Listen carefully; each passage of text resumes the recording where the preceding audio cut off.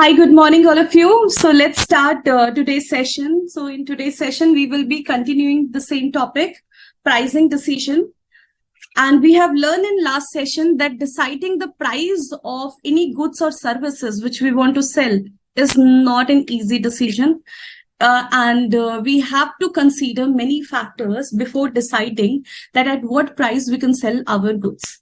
So before deciding at what price we can sell, we have to consider many factors.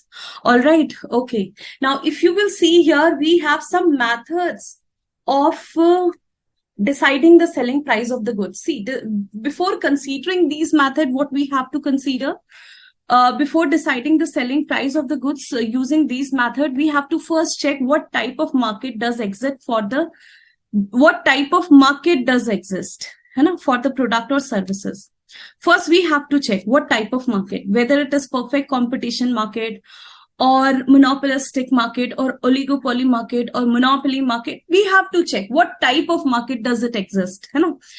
Then after deciding the market, we will get some idea, okay, at what price we will manage to sell our goods. Like if it is a monopoly market, you are the price decider or a price maker. But if it is monopolistic market or perfect competition market, then in such case, we cannot decide the selling price of the goods. In that case, we will take the market price from the market. We will see at what price other competitors are selling their goods, and accordingly, we will decide the selling price of the goods. All right. So this is how we decide the selling price of the goods which we want to sell in the market. Now, if you will see here, we have some methods. Like here, you can see we have competition-based method. All right. Okay. See here. So we have what? We have competition-based method. Then we have cost-based method. Then we have value-based method. All right. So what is this competition-based method? So in this method, we will see at what price the competitors are selling their goods. Competitors are selling their goods, and accordingly, we will decide the selling price of our goods based on what price the competitors are selling their goods in the market. All right. Okay.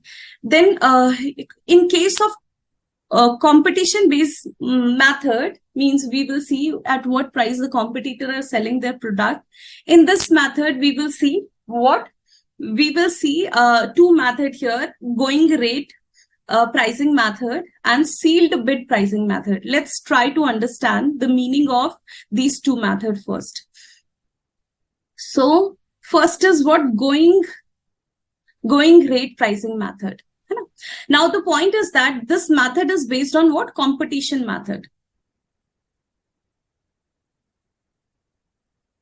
We will see the competition and accordingly we will decide the selling price here. So this is one of the method of competition method. So if you will see in case of competition method, going rate pricing method, in this case, we will see what the leader is doing. So if, for example, if you will see noodle market, noodle market. So in India, almost 64 to 70% noodle market is acquired by Maggi. Okay, rest of the market is acquired by Patanjali, Yippee, Patanjali, and many other brands, right? But noodle is market leader. So, for example, I have just launched a brand in which I want to sell Maggi in the market. I know Maggi is a very big market in India. So to sell Maggi, what I have to see for deciding the selling price, I will see what my competitor is doing.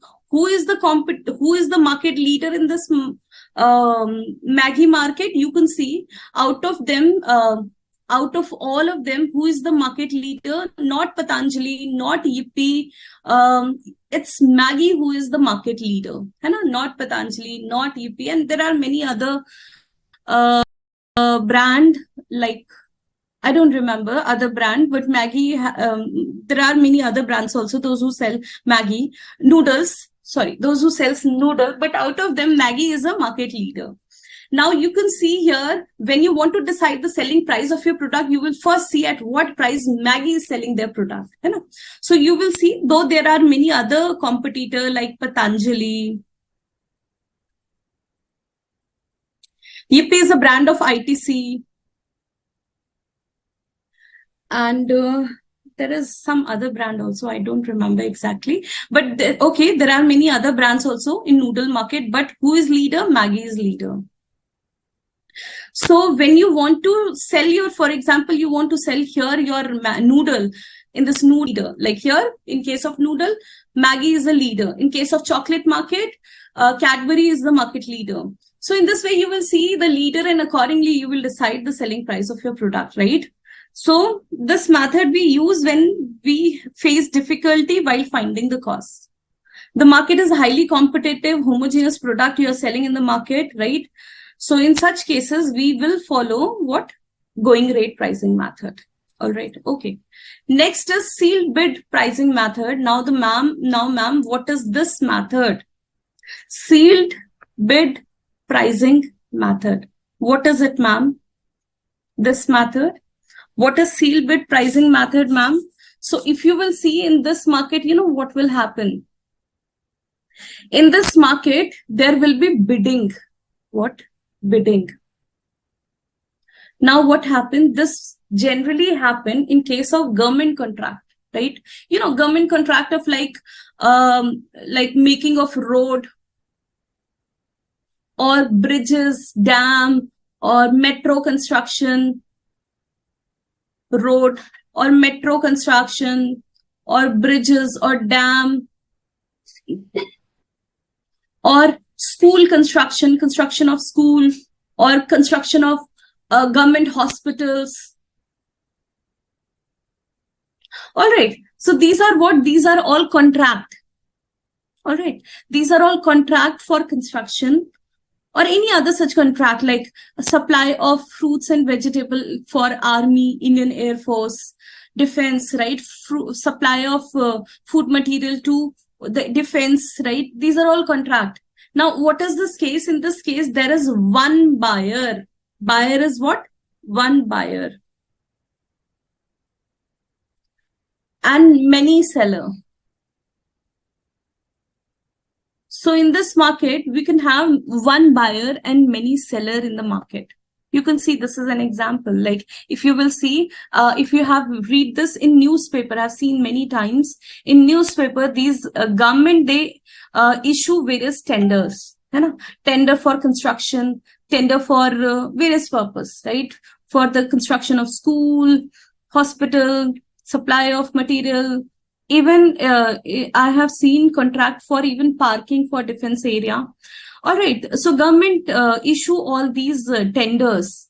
And what happened? There are many sellers, those who bid their prices here. So I see everyone wants to take this contract, right? Government is issuing a contract and everyone wants to take this contract. See, everyone, all these supplier wants to take these contract. These days, it is all electronic. Right? It is all electronic. So by computer, everyone has to quote their prices. Like these person, like for example, for defense, I will supply tomato at rupees 10. Now, irrespective that in market tomato is 200 rupees per kg or 50 rupees per kg or 5 rupees per kg, irrespective of what the price is in the market, this person has to supply tomato to the defense at rupees 10. Point is that this is known as sealed bid pricing. Sealed bid pricing means where bidding is done. Bidding is done. Bidding means where the price, they will all seal bid means it is sealed, right? They don't know what other people are putting their bid. And the person who will put the lowest bid will get the contract. You know? Those who will put the lowest price for the product, they will get the contract. This is known as sealed bid pricing method. This is what? Sealed bid pricing method. This is bidding, right? So just remember here, there will be only one buyer, like government, most of the cases government, one buyer. There are many seller. You can see here, there are many seller. And what will happen? These, out of them, one will supply the material to the buyer or will make the bridge, dam, school construction, whatever, for whatever the construction is, whatever the contract is. and they will put a price for the contract. I will supply this product to you at this price, or I will construct the hospital at this price, I will do it at this price. So they will put their pricing here. Through bidding, they will put their pricing here. All right. So this is known as sealed bid pricing method. All right. So you can see it is for defense contract work, or government contract work. Generally, it is for government or defense contract work, sealed bid pricing.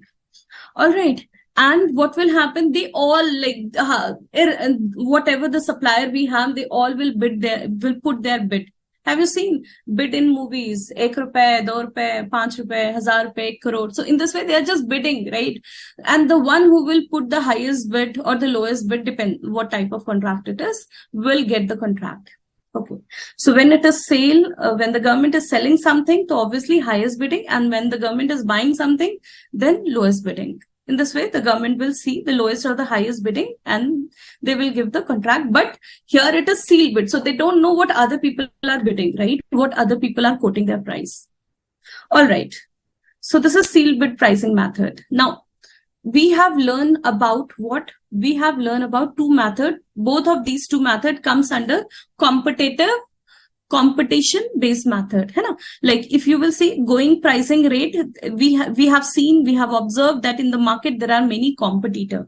Out of the competitor, we will see who is the market leader, what price the market leader is bidding, and at what price the market leader is selling their product. Accordingly, we will quote the price of our product. Okay, we will see the market leader. Accordingly, we will quote the price of our product. Okay. Now, in case of sealed bid pricing method, what will happen? It is like a closed contract. They don't know what other people are bidding. So what will happen? Generally, these days it happen all through computers. People are sitting in their respective cities or the places, and government has issued the contract. They will open the contract for a few minutes. Okay, from 10 to 10:30, the contract will be open. Quote your product prices of your product. They all will quote the prices, and the person who will quote the least price will won the bid, and obviously he will get the contract. Obviously, here also people are competing with each other. Everyone wants to get the contract, so obviously everyone will try to give the minimum quotation so that they can win the contract. All right. So these are the two methods. Is there any doubt? Do you have any doubt here? If you have any doubt, please write in comment. Yes. Anyone have any doubt here?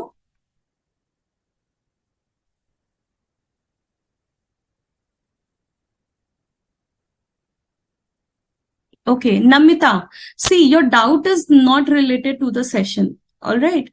I'll take your doubt, but after the session. Okay, once allow me to finish the session, then I'll take your doubt. It is not related to the session, so I'll take your doubt later on. Okay, next is what? Cost-based pricing method. Now, what is cost-based pricing method? We will see what is the cost of direct material. Right? We will see what is the cost of direct labor. We will see what is the expense, other direct expenses. This will be prime cost. This will be what? Prime cost. Then what will happen? Then you will consider overheads. This will give you the total cost. Right? Then you will add the desired profit.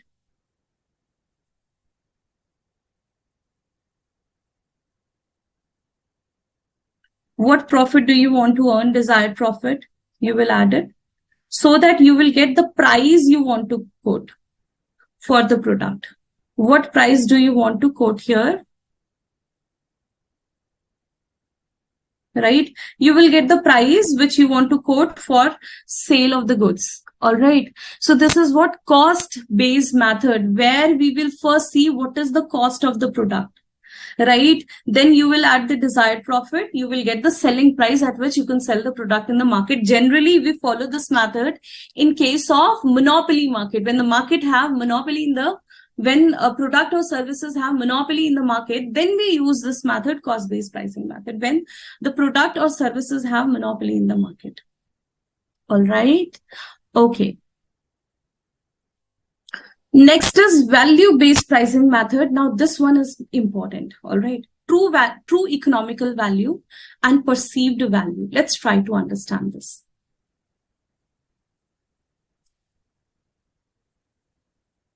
You can see here, I have taken some picture to explain you. All right. Okay. First question will come here. Ma'am, what is value? We have learned in value chain analysis. If you remember, we have done value chain analysis. What is value chain analysis? We analyze all the activity of the business. We analyze all the activity of the business. And after analyzing all the activity of the business, we will try to identify the value-added activity and the non-value-added activity. And we focus on value-added activity and we try to remove the non-value-added activity. Non-value-added activity are nothing. These are pure waste. These are pure waste, right? So non-value-added activity means the activities which are waste. Activity where we are just wasting the resources, right? Those activities are what? Those activities are your non-value-added activity. Those activities are your non-value-added activities. So the point is that we will see what is the meaning of value here. Okay, do you want to answer what is the meaning of value? In this value chain analysis also, what is the value? What is the meaning of value? You want to focus on value.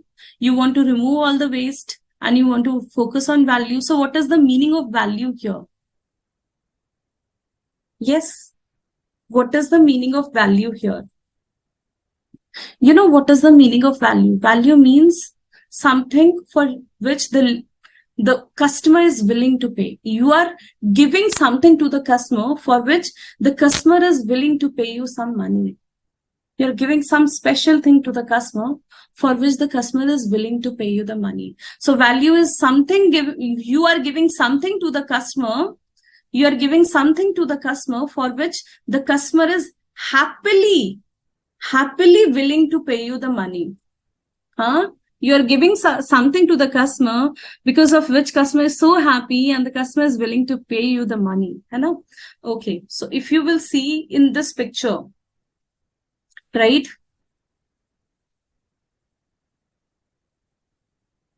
See this picture. So this is what? Progression of value. This picture indicates what? Progression of value. You can see this is what? Raw coffee. Raw coffee. This is what? Powdered coffee. This is what? When cup of coffee in restaurant. And this is what? Starbucks coffee. Everyone have visited Starbucks, right? Starbucks coffee. Now the point is that, see, what will make a customer more happy? If I'll give a raw coffee to the customer and I'll say, go and prepare the coffee, will it give more happiness? Or if I'll give a powdered coffee and powdered the coffee and I'm giving it to the customer, what will make the customer more happy? Obviously, the powdered coffee will make the customer more happy. Because now the customer have to do less effort with this. And obviously, with a cup of coffee, customer will be even more happy, right? Why? Because now the customer will have just to sip the coffee, right? But a coffee in Starbucks will give a different experience, right? So you can see the price of a coffee, for example, it is just 10 rupees. So it will be 15 rupees. It will be 30 rupees. So here it will be 300 rupees. Starbucks coffee is around 200 to 300 to 400, depends. So this is the minimum price of the coffee in Starbucks. Why it is so expensive? Have you ever think why the coffee in the Starbucks is so expensive. Yes. So some of the student will write, ma'am, it's because of their brand value. Ma'am, it's because of their brand value, these coffees are expensive. No, it's not because of a brand. It's because of the experience. They give the different experience to the customer. What type of experience? When you sit in Starbucks, the aura is different, the ambience, the music, the smell, they take care of everything, right? Which make the time you spend there memorable for you, right? So it will give a different experience to you when you visit the Starbucks, right? So for that reason, what we are saying here, it will give experience to the customer, right? So what is actually happening here, you can see the value is increasing. Here, the customer is getting more value. When the customer is moving from raw to powdered coffee, it gives more value to the customer. When the customer moves from powdered to cup of a coffee, it gives even more experience. But Starbucks, coffee in a Starbucks will give a different experience. So obviously more value. This is value. This is what progression of value. The value is increasing with the product or the services. Progression of value. All right. So now the question comes, okay, ma'am, now it is clear to us that what is value. Value mean is clear, right? Value based. Now the point is that here what is happening, they are deciding the selling price of the goods based on what value you are giving to them. Right? So here what is happening, selling price is decided on the basis of what value we are giving to them. On the basis of value, they are deciding the selling price. All right. So value-based pricing means pricing based on how much the customer will pay for your product. See, I told you, value means you are giving customer something for which the customer is happily willing to pay you the money. So what customer is willing to pay you? अब देखो क्या होता है, for to know the customer will, है ना, what he want to pay, what is his will to pay. For finding what the customers will to pay, what the company will do, may do some research in the market. They will take their product and they will ask you, sir, please taste now. Sir, please taste. Acha, sir, what rating you will give to us, our product? At what price you are willing to buy this product? In this way, the company will do some market research to know what the customer is willing to pay for this product or services. So once they know the value of the product, value means what the customer is willing to pay. Willing to pay. After doing the research, the company will find what price the customer is willing to pay. Right? Okay. So if you will see here, what is happening here? Maximum customer recognized value. Customer kitna willing to pay ho sakta hai? How much the customer will having willing to pay the money for the product. First, he will see what is the cost of the product, right? And what competitive pricing of the product. So here what will happen actually, the customer will see what the market price of the product. ठीक है? He will see that what is the market price of the product, but why is he willing to pay more? Okay, like here we are trying to find out the meaning of economical value. Value means something for which the customer is willing to pay. Now the question comes here, what is economic value, ma'am? And what is objective value? It is same, right? Economic value and objective value is same. And you want to know what is the value here? What is the economic value or objective value? Now let's try to understand the meaning of economic value.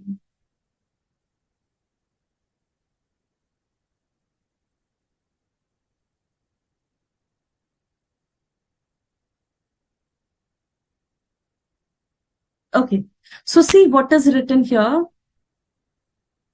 एक minute, just give me a minute.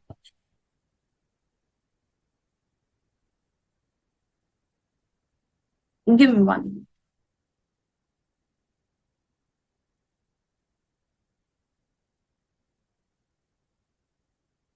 So what is the question here? The question is, what is economic value? You know, we are learning what economic value. Let's try to see what is given here. Oh, I'm so sorry. Give me 1 minute.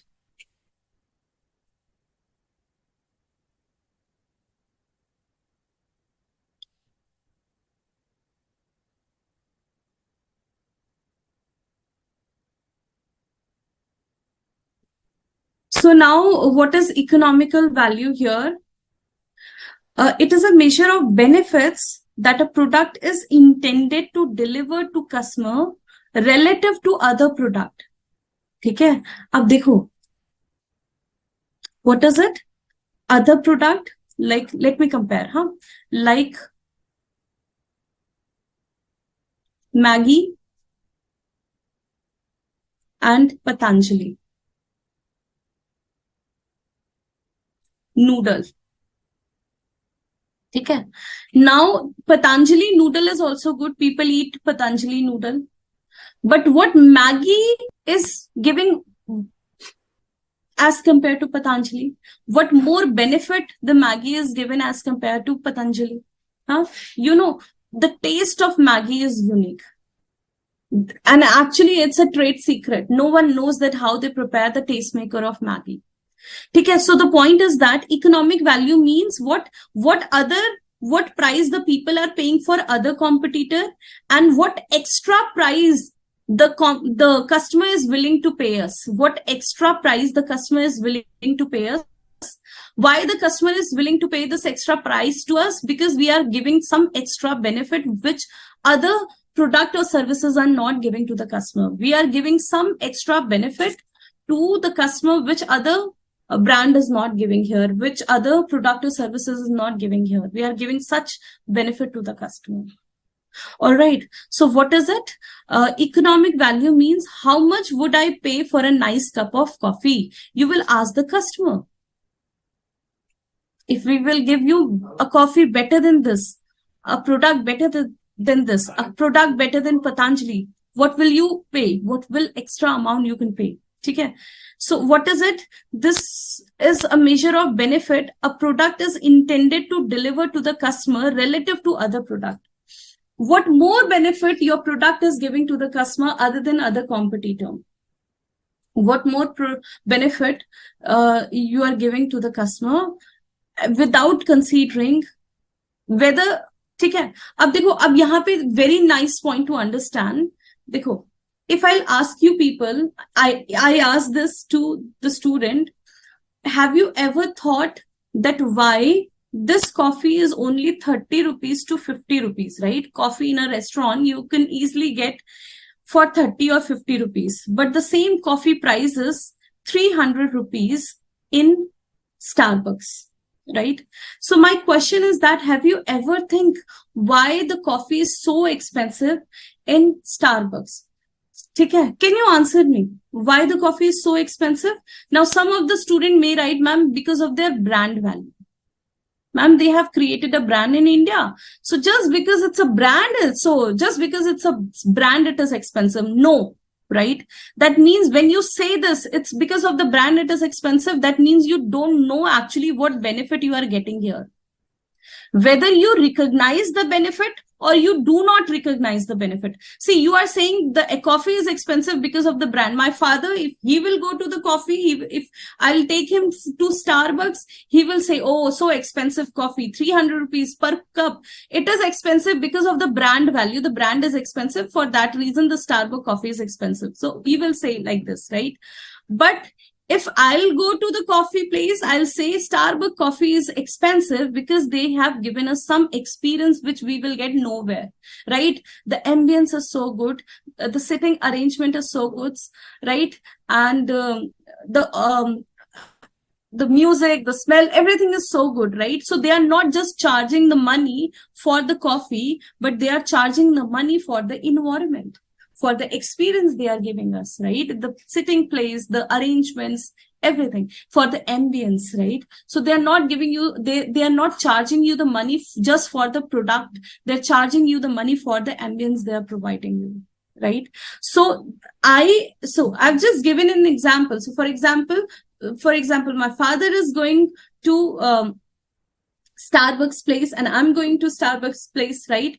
I have recognized the benefit. Oh, they are charging high because of the ambience, right? And he's saying, no, it's because of the brand. So he is not recognizing the benefit, right? So what is given here, whether the customer recognize the benefit or the customer do not recognize the benefit. Some of the people will say Starbucks coffee is expensive because of the brand name, right? And some of the people will say Starbucks coffees are expensive because the ambience they have provided or the benefit they are providing, right? So the point is that the one who is saying because of the brand name they are charging high price, they have not recognized the benefit, not recognize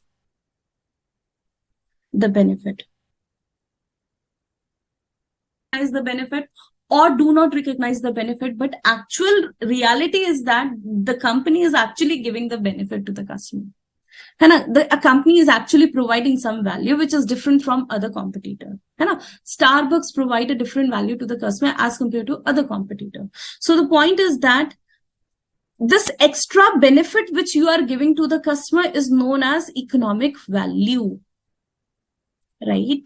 The extra benefit which Starbucks gives to their customer is what? Economic value. All right. So what is it? This is a measure of benefits that a product is intended to deliver to the consumers relative to other product, right? So what extra benefit you are giving to the customer relative to other product or services, whether the customer recognize this extra benefit or not, right? Whether he will say it's a brand name or ambience, whether he recognize it or not, but you are giving such extra benefit for which you are charging extra money is known as economic value. I hope it is clear. Any of you have doubt here, please ask me. I hope it's clear to all. Do you have any doubt here?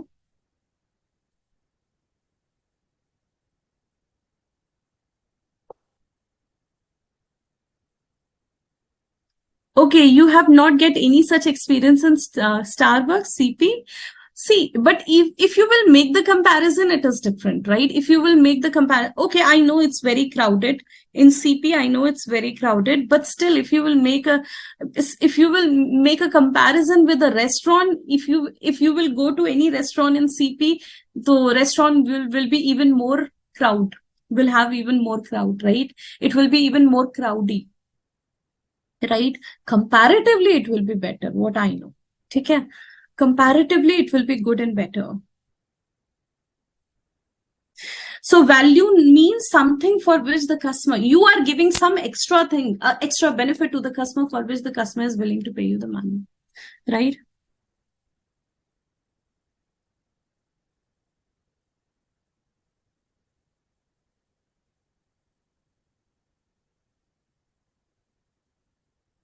Okay, Acha, there is a question.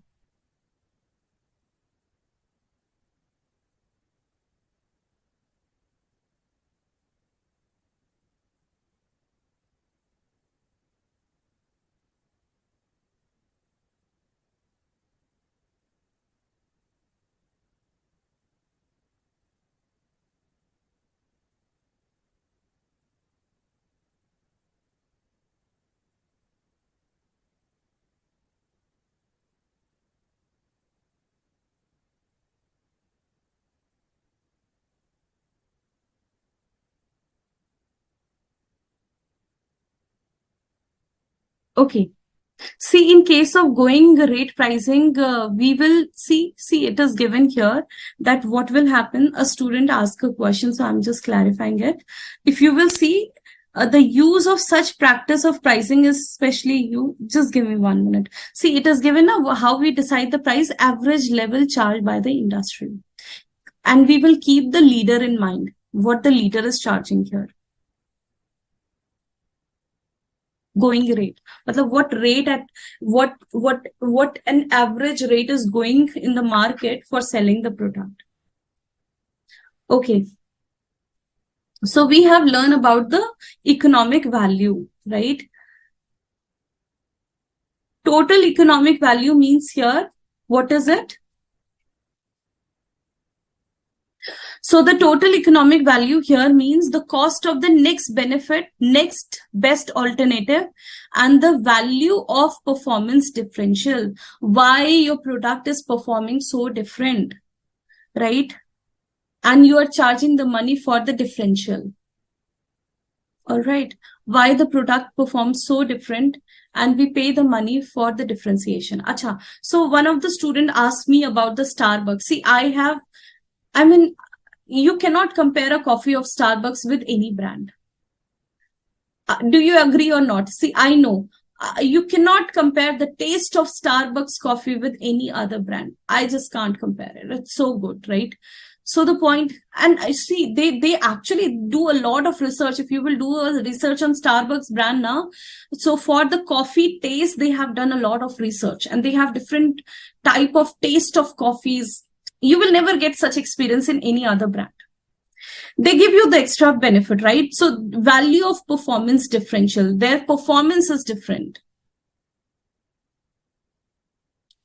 Performance is different, right? So just because of differential performance, they are charging high money.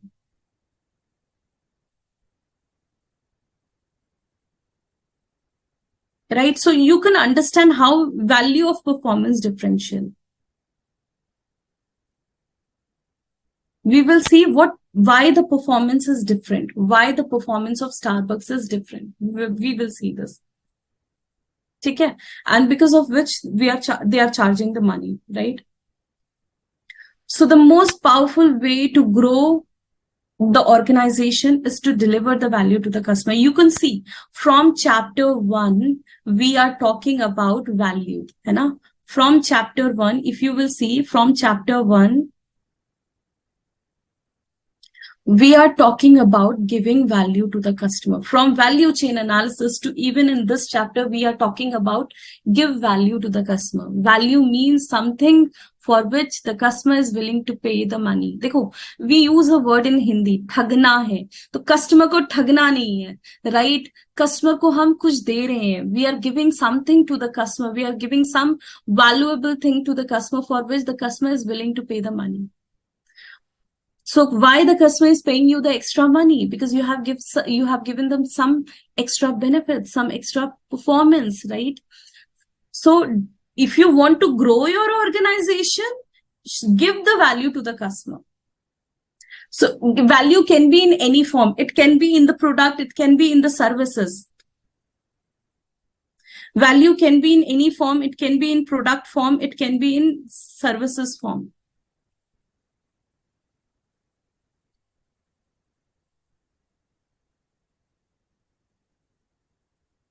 No. Google ka economic value is not zero, right? They are not charging with you, but they are earning revenue in some other way, right? How Google earns money? They earn the money through advertisement. Most of their revenue comes from the advertisement. So they have just created an ecosystem. All right, Google have created an ecosystem and they earn the money through ad revenues, through advertisement. They earn the revenue. All right. Okay. So you can see from the chapter 1, we are learning about the value. Value means you are giving something to the customer for which the customer is willing to pay you the money. And value is not just what you give in your product. Value is not just what you give in your product or services. It is like, it is not just what you give in your product, but it includes the services also. Just like Domino's, how Domino's give the value to the customer. If you ordered anything from any restaurant, it will take time, at least half an hour. Ordered a product, it will take time to reach your home. But if you ordered pizza, it will reach your home within 15 minutes, 10 minutes. I'm so quick, right? Though they guarantee 30 minutes nahi to free, but they deliver it even before 30 minutes. Okay, so that means if you will sit in Domino's outlet and you will order, it will take more time. But if you will place the order from home, it will take less time. Point is that they have increased the speed of delivery. It is also a value. Okay, speed of delivery is also a value you are giving to the customer. Quickly fulfilling the order of the customer is also a value. All right, that is also a value here. Okay, we will do this question, but before doing this question, let's understand the perceived value also. Then we have the questions. We will practice the questions also, right? Okay. Now the question comes, ma'am, okay, economic value means samajh aa gaya. What extra benefits we are receiving, what extra performance we are receiving from the product or services. For that extra benefit or extra performance, we get extra value, which is economic value, and we pay extra money for that. Right. Now the question comes, ma'am, what is perceived value here? What is perceived value? Now see, what is perceived value? This is the value that customer understands the product delivered to it. It is the price of a product that a consumer is willing to spend to have that product, right? So what is happening here? Here the customer is recognizing the benefit.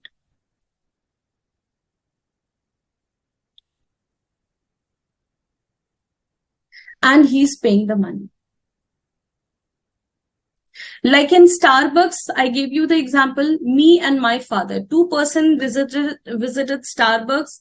Meena Verma recognized the benefit. I said, Papa, they are charging high because they are providing us a different benefits, right? Like the sitting arrangement is good, ambience is good, and they are giving us the different value. The taste of the coffee is very good. They are charging because of that. And my father is saying, oh no, they are charging just because of the brand. It's a foreign brand, so they are charging such a high amount just because of the brand. Point is that one person is recognizing the benefit, another person is not recognizing the benefit. But the point is that why they are charging more, whether the customer recognize the benefit or do not recognize the benefit, but actually the company or the brand, the company or the product is actually providing you some benefit. Whether you recognize it or you do not recognize it, but the company is providing some benefit, is economical value, right? That value is known as economical value. But what is perceived value? Everyone recognizes the benefit. Meena Verma is recognizing the benefit. Father is recognizing the benefit. Both of us are recognizing the benefit. So where everyone recognized the benefit, we called it perceived value. Where everyone recognized the benefit, right, we called it perceived value. So we are recognizing, oh, the product quality is very good, its feature is very good, right? The services is very good, service support is very good, warranty is good, right? Durability is good, reliability, safety is good. We are recognizing the benefit. Both of us are recognizing the benefit here. So where the customer is recognizing the benefit, it is perceived value, right? So you can see here we have two type of value: perceived value, economical value. Okay, so first of all we consider the cost of the product. Okay, for in cost we add the profit. So cost plus profit will give you what? Will give you the price of the product. This is the price. Now the point is that if you give more benefit, this benefit is recognized by everyone, right? If you give more benefit, it will increase the price. But if you will give economic benefit, economic value, time, economic value benefit, point is that here you are giving the benefit. Some of the customer is recognizing the benefit, some of the customers not recognizing the benefit, but the point is that you are actually giving the benefit. So the price will increase more. So the point is that you can see here we have three type of pricing. Okay, first price is what? First price is this: cost plus profit. This is the price. Second pricing is what? Second pricing is cost plus profit plus what benefit you are giving. And everyone is recognizing that benefit. And the third pricing is what? Cost plus profit plus benefit, which is recognized by everyone, plus any benefit which may not recognize by some people, but it is actually a benefit and you are giving the product to the customer. That will come under economic value. I hope it is clear, right? So in this way, the pricing can be done using the economic value or perceived value. Is it clear to all? Please write in comment. I will see if it's clear or not.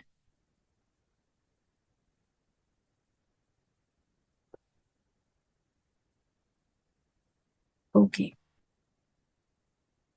So whether you recognize it or not recognize it, then it will come under economic value. Perceived value, everyone is recognizing the benefit, right? In case of perceived value, everyone recognizing the benefit.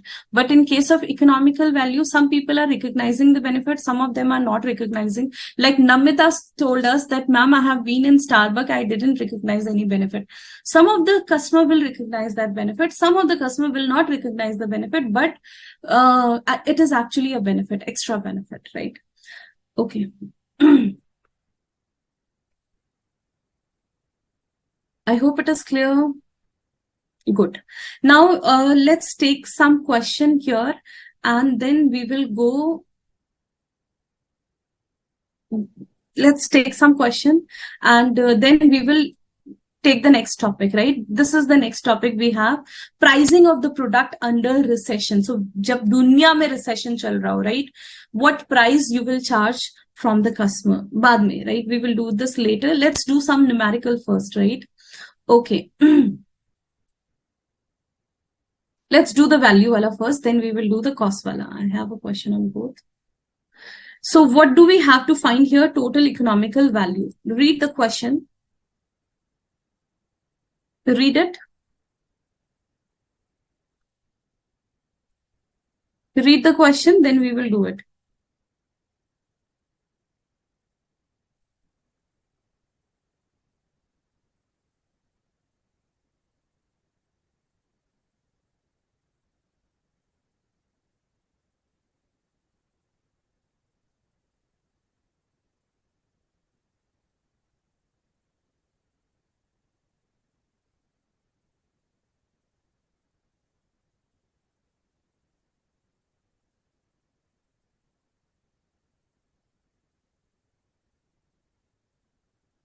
Okay, let's read the question together.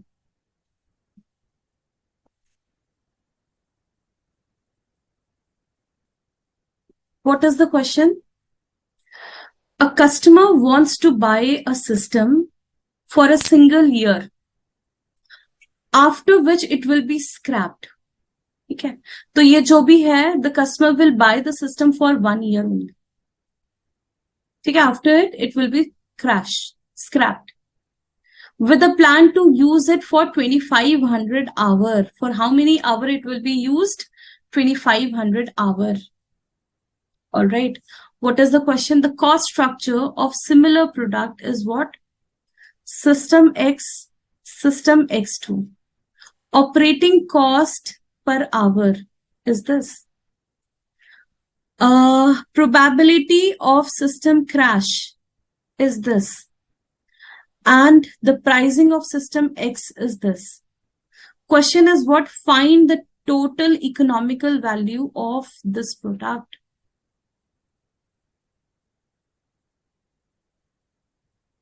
If the cost of the system crash to the buyer is 1 lakh, right? How we will do this? So you will see, if you use this system X2, this product, when you use this product, what extra benefit the customer will get?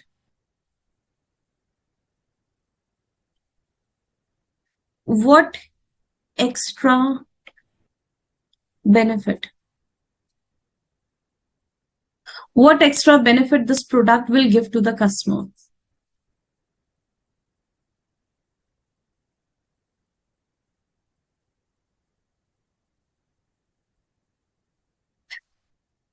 Sorry. What extra benefit this product is giving to the customer, you have to check it, right? All right. And what extra pricing you can charge for those extra benefit. All right, so you can see what extra benefit. I can see the benefits, right? Probability of crash has reduced here. And now you can see the probability, this is a benefit, right?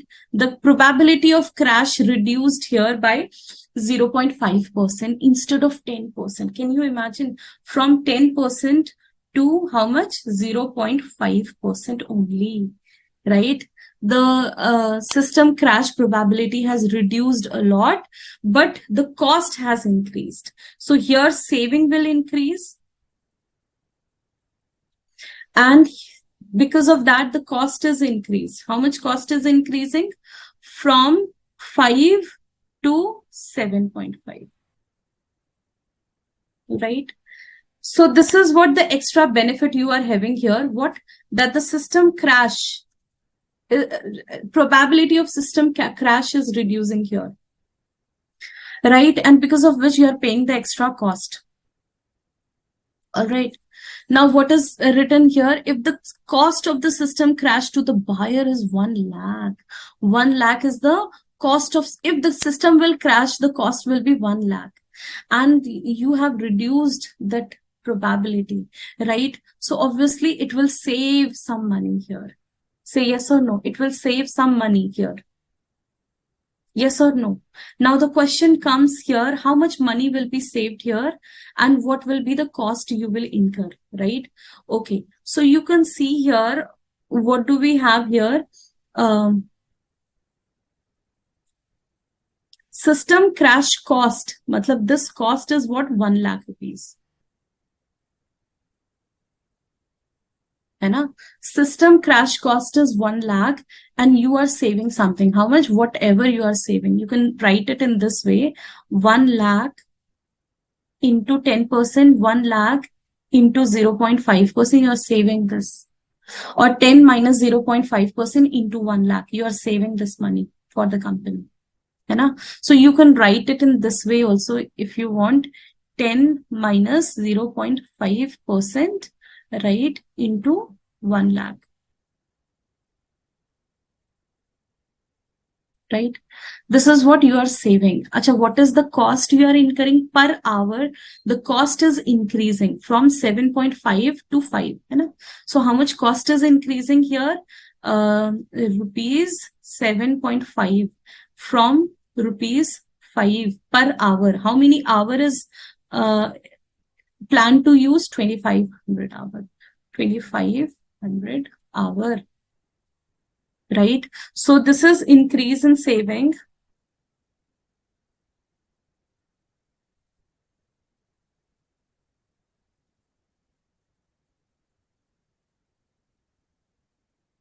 Increase in cost, right? You will reduce it. And then can you find it and tell me what is it coming if I'll just reduce these two values? Solve it quickly and tell me what is it coming. If I just reduce these two values, what will be the answer? What is it coming? After that, we will solve it further, but what is it coming? Yes.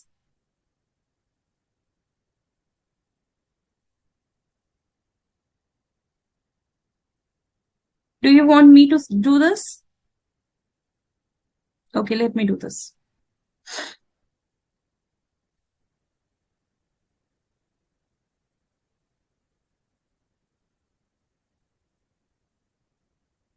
So 10 minus 0.5 is coming as 9.5 into 1 lakh %. This is 9,500. All right. So where should I write it? Let me make a column. So this is what 9,500 coming here.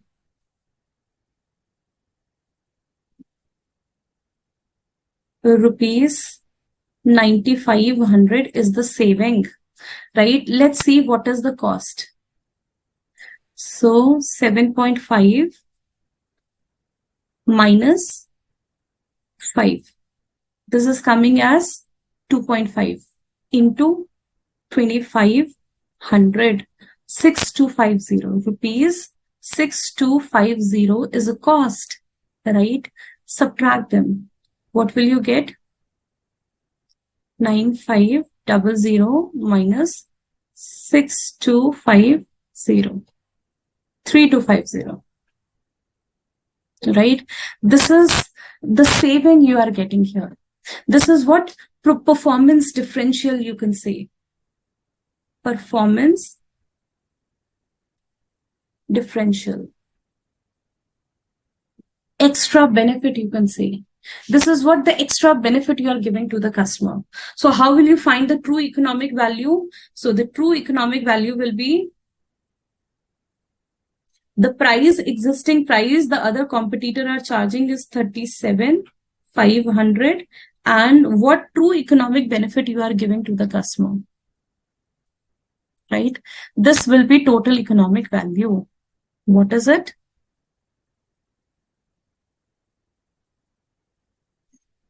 Rupees 40750, right? This will be true economic value. So just remember, we have just learned today true economic value ke liye we find the performance differential. This is something whether the customer recognize it or not recognize it, but we are providing the benefit to the customer. What type of benefit you can see here? The crash, probability of crashing the system have reduced here, right? That will result in saving of this. But the cost is also increasing, which is this. The net benefit is increasing by this amount. We will charge it from the customer, whether the customer recognize it or not recognize it, but we are giving the benefit to the customer, right? This is true total economic value of the product. All right, this is total economic value of the product. So you can see this is the answer, 40750. All right. Okay, now let's do one thing. I have one more question. Do you want to do this question right now, or do you want a break and we can do the question after break?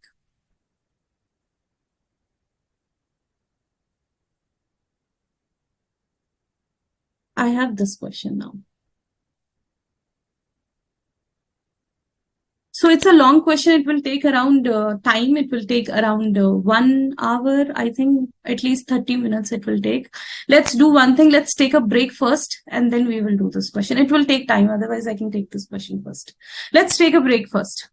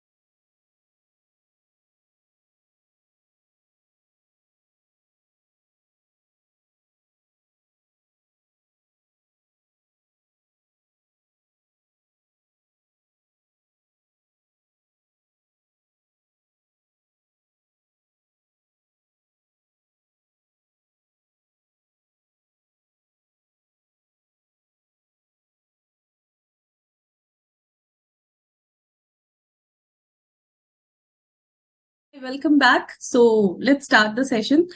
So the point is that we have to cover numerical, but I'm thinking that today is the last session. So let's first cover the entire concept. Then at the end, we will cover the numerical also. All right. Okay. So the next topic is what pricing in the period of recession, right? So recession means, even recession means you can see that during this time period also and after the COVID, you can see how the people's earning are affected due to recession. All right. Since the income or buying power of the people will decrease during the recession, and the sale of the organization also reduces during the recession. So the point is that under such situation, how to sell the product, at what price the organization should sell the product. See, the point is that recession will be for some time period. It will not be it will not long for many years. It will be for some time period. All right. So during the time of recession, how we can sell the goods? At what price we should sell the goods? At what price the organization should sell the goods? All right. Okay. So this is the question. So you can see when an organization is producing and selling the goods, generally what happened, give me 1 minute, let me try to explain you. So when the organization, they sell the goods, so the organization, when they produce and sell the goods, they incur these type of costs. What? Variable cost, fixed cost, right? This will be the total cost of the company. And then the organization will add the desired profit to get the sale price. Now, the point is that if this is a time of recession, then under such circumstances, it is expected from the company to at least recover the variable cost. Variable cost means the extra cost the company is incurring for selling the goods, right? So when there is a recession, we expect the company to at least recover the variable cost. Variable cost means the cost the company is incurring for the units they are producing. For the units they are producing, at least recover those costs. Okay. So the point is that in the period of recession, a firm may sell its article at a price less than the total cost, but at least recover the variable cost. So during the recession, the earning capacity of the people have reduced. And the sale has also reduced for the organization. Like you can see from both point of view, company point of view or the organization point of view and the customer point of view. You can see during a recession, the sale of the company have reduced. During recession, what is happening? The income of the customer have reduced. This is the time of recession. So during the recession, the income or the earning of the people will reduce, and during the recession, the sale of the company will reduce. So the point is that under such scenario, what will happen? We expect our organization to sell the goods, at least recover the variable cost. Right? So selling price should be more than the variable cost, at least recover the variable cost. But yes, you can sell your goods less than the total cost. That's okay if you're not recovering the fixed cost. That's okay for some time period. It's okay if you're not recovering the fixed cost, but at least recover the variable cost, right? So here our expectation is at least recover the variable cost. You can see this is a scenario of what? Recession. Okay. So during recession, the firm will continue selling their product.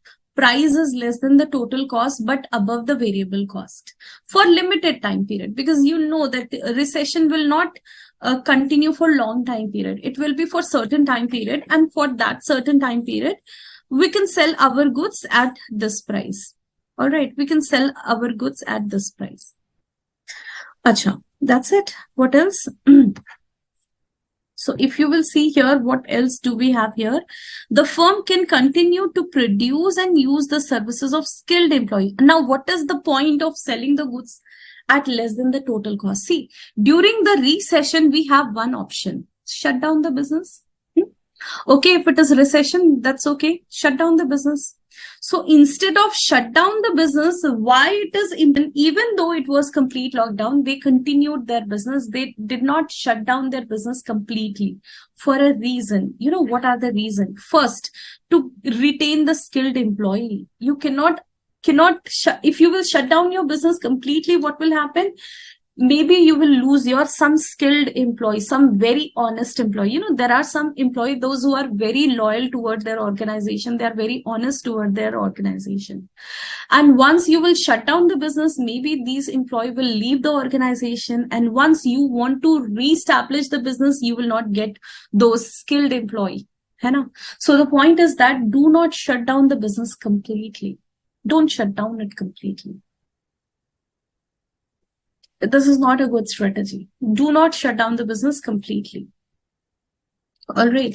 Okay, so this is written here. Do not shut down the business completely. Why? Because you may lose some of the skilled employee to whom you have provided so much training, right? And they become your loyal employee, and you are losing them just because you have shut down the business for some time period. Maybe, during lockdown, the business was closed for 2 months. So do not shut down your business completely. Continue some work from home. You remember those time people were working from home. So the point is that do not completely shut down the business, right? Because you may lose some of your very skilled employee. Once you lose them, maybe you will not get them again, right? Obviously, for their training, you have incurred huge costs. You will lose all those things, right? So for that reason, it is written here, don't lose them. And what is written? Plant and machinery can be prevented from deterioration. See, if you will shut down your business maybe for 2-3 months, for 6 months, because of recession, what will happen? The machine will not be working, right? The machine will not. If the machine will not work, what will happen? Machine is idle. It is not working, so it will result in deterioration of machine. खराब होने लग जाएगी ना machine. Machine will get friction will be developed in the machine because of you are not greasing, oiling the machine properly. You are not using it. So gradually the machine will get deteriorated. Why? Because you are not using it regularly. So, which is not good for the business. The business would be ready to take advantage of improved business condition later. अब देखो, COVID के बाद the situation was improved now. So the point is that if you will shut down the business completely, maybe a new competitor will take the benefit of it, है ना? Because for example, you were the market leader and you shut down your business because of the recession or any other such reason.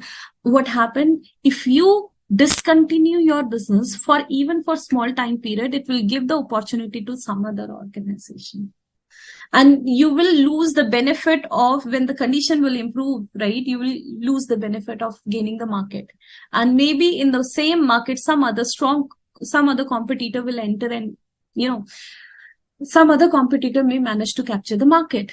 So it is better to retain the business. Don't earn the profit, right? Don't shut down the business. Continue the business. Don't earn the profit during the recession. At least recover your cost. At least recover your variable cost. That's it. At least recover the variable cost. Continue your business during the recession. Once the recession will improve, the situation will improve, you will get the opportunity to earn the profit again. But if you will shut down your business for the time period of recession, and after recession, if you want to reopen your business, people will treat your business as a new business, right? Maybe some of the people will forget your brand name, your business. So the point is that it's better to continue your business, even if you're incurring some losses or you're not incurring profit.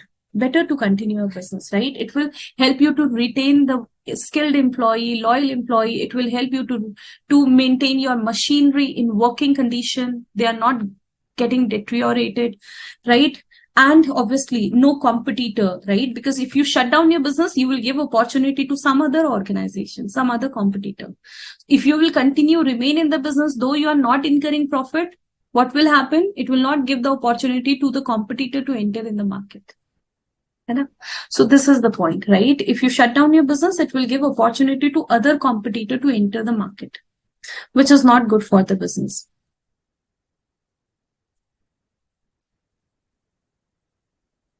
Right?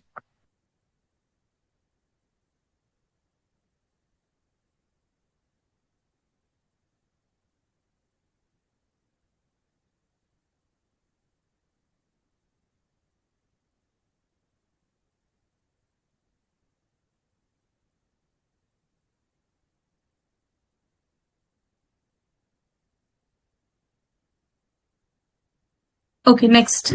So next is what? Pricing below market marginal cost. Now, what is marginal cost? Variable cost. This is what? Marginal cost here is variable cost.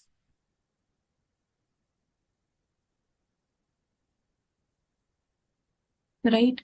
So the point is that what are the condition when the selling price will be less than the variable cost?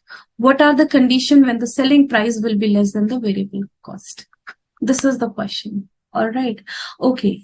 The firm may also be justifiable to sell the product at a price below variable cost. So, variable cost से भी कम बेचना, मतलब do you understand what is variable cost? When you produce the goods for the production, you have to at least incur the variable cost. Additional unit, for one additional unit, you are incurring the variable cost. So whenever there is a production, you have to incur the variable cost. Now they are saying sell your product below variable cost, not acceptable by the way in a business, right? We at least want to recover the variable cost, but here they are saying sell your product below variable cost. How is it possible? So they have mentioned you some scenario under which what can happen, you can sell your product below variable cost. There are some scenario under which we can sell our product below variable cost. What are those scenario? So the first scenario is what? Perishable product. When your product is perishable, when if I'll not sell it today, tomorrow it will become obsolete, it will become it will not be in use, right? It will not be in a condition to use by the customer. So when the product is perishable, like ice cream, like food item, ice cream, they are very perishable. So if you will not able to sell it today, tomorrow maybe it will not be in a use, right? So when your material is very perishable, highly perishable in nature, you cannot sell it tomorrow. So today sell it even below variable cost, but at least recover whatever you can recover out of it. So in such cases, it is possible that sometime we sell our product below variable cost, below marginal cost, right? Okay, next. Where stock have accumulated in large quantities and market value have fallen. So what is happening? Oh, overstocking. If you have a situation of overstocking, overproductions, if you have overproduction, matlab, when you have produced your good production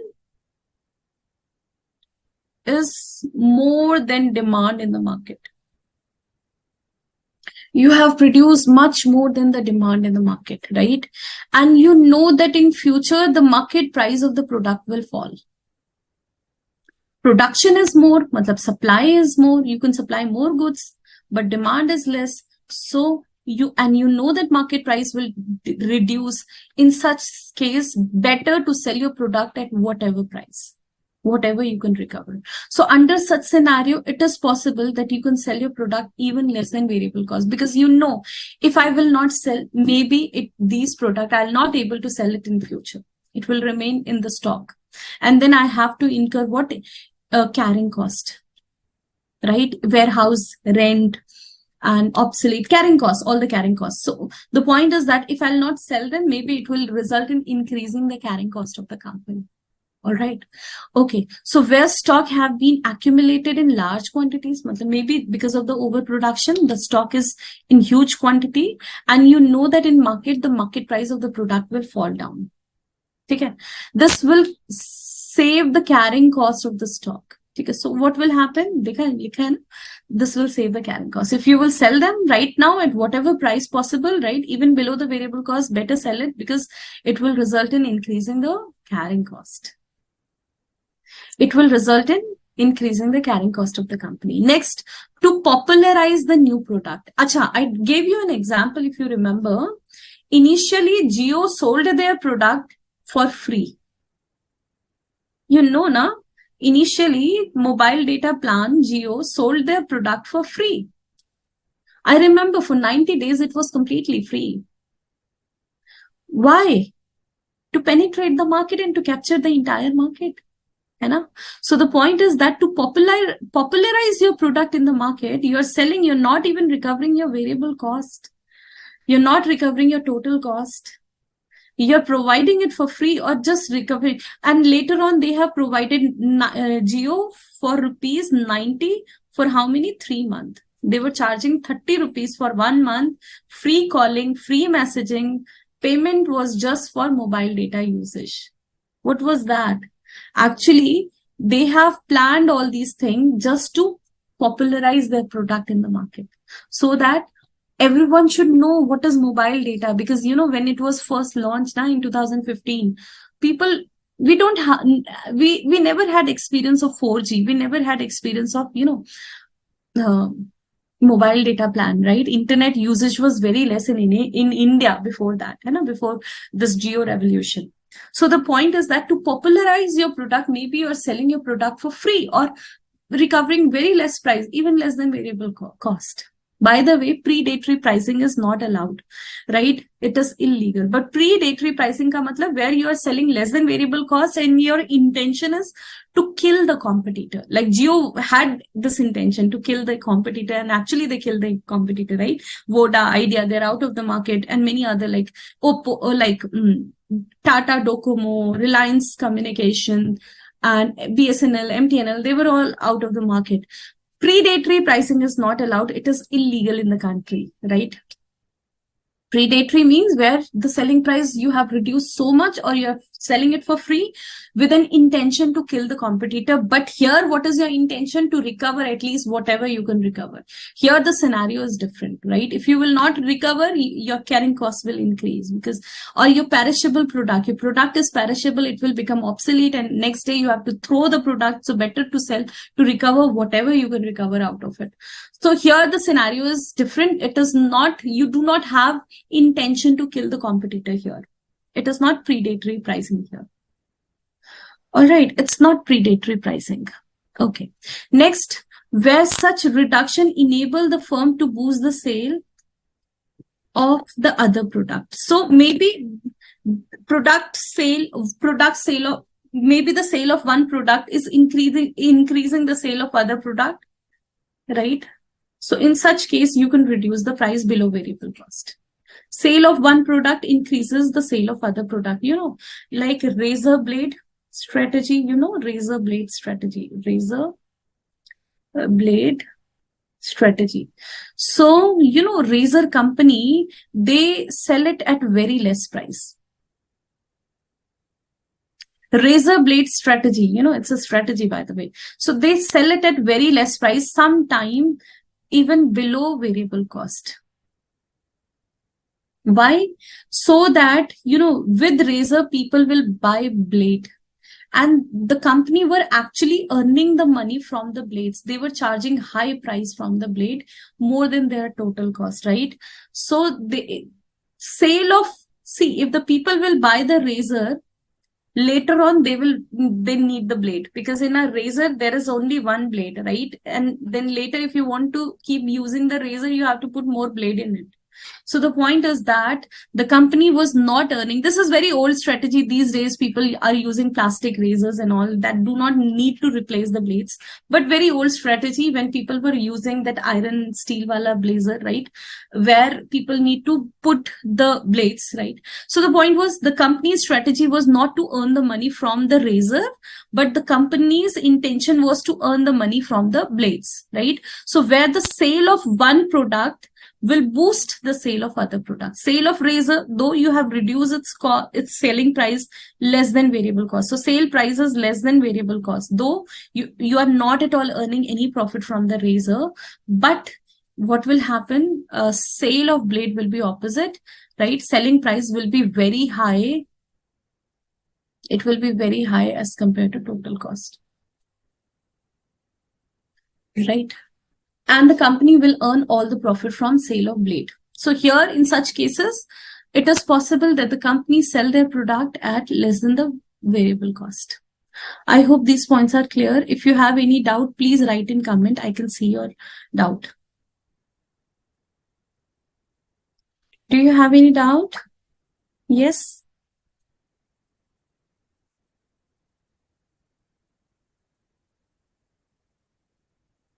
I will take first illustration, Janvi. Let me cover the entire concept for the reason because this is the last session for pricing. So I want to cover the entire concept. After that, I'll cover the question. Okay. Okay.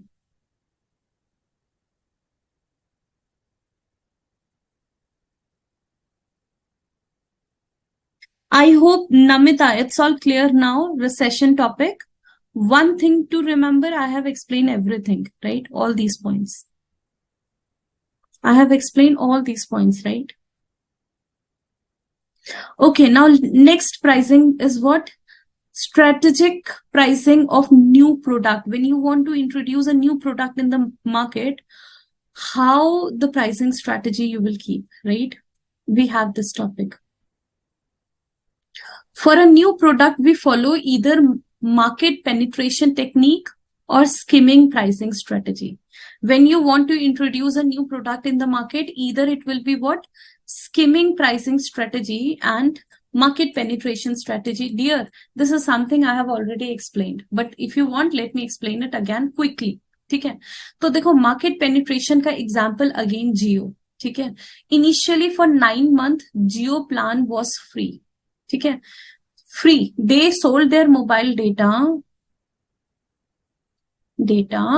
for free. Now the point is that free selling is not allowed. It is known as predatory pricing, and it is illegal in any country. Okay. So when Jio introduced their mobile data for free for 9 months, what happened? Idea, Voda, Airtel, these telecommunication companies, they filed a case against Jio company in Supreme Court. And Supreme Court ordered Jio not to sell their product for free. So because of that, in next 9 months, what happened? Jio introduced their product not for free, but for the next 9 months, they charge ₹90 for 3-month plan. Right? 3-month plan. Then later on, what happened? They increased more, right? I remember it was around 200 something, ₹200 for 3-month plan. 3-month plan. Right? After 1 year or 2 year, this was something they were charging. Now after 5 year or 7 year, it's 6-7 year, right? After 6 year or 7 year, they are charging how much? They are charging ₹450, 500 na? Now this is Jio charges, right? This is what Jio is charging, ₹450 or 500 for 3-month plan. Point is that this is called what? Penetration technique, market penetration technique. Now, what is it, dear? This means that this entire India was a market, right? Entire India was a market where people were using Idea phone, people were using Airtel phone, people were using Vodafone. How difficult it is for them to sell a new number, mobile data. See, it is not easy to change the SIM card. I'm using the same SIM card for more than 10 years, right? It's not easy, right? People are generally lazy. They don't want to change their SIM cards. How difficult it is to remove these SIM cards from their phone and what asked them to use Jio. It was a difficult decision, right? So the point was that they have done it through a technique which is known as market penetration technique. Initially, they offered their product for free, ताकि लोगों को उनको बताएं how different their product is, right? What mobile data is. No money for calling, no money for messaging. You have to pay the money only for mobile data plan, internet plan, right? So they have first introduced their product for free, but it is predatory. Predatory matlab illegal. So because of that, later on, they have to increase their price. It was even less, 90 rupees bhi kuch nahi tha, right? Then later on, they keep on increasing the price. So initially, the price is less. Later on, the company will increase the price in years company will gradually start increasing the price of their product.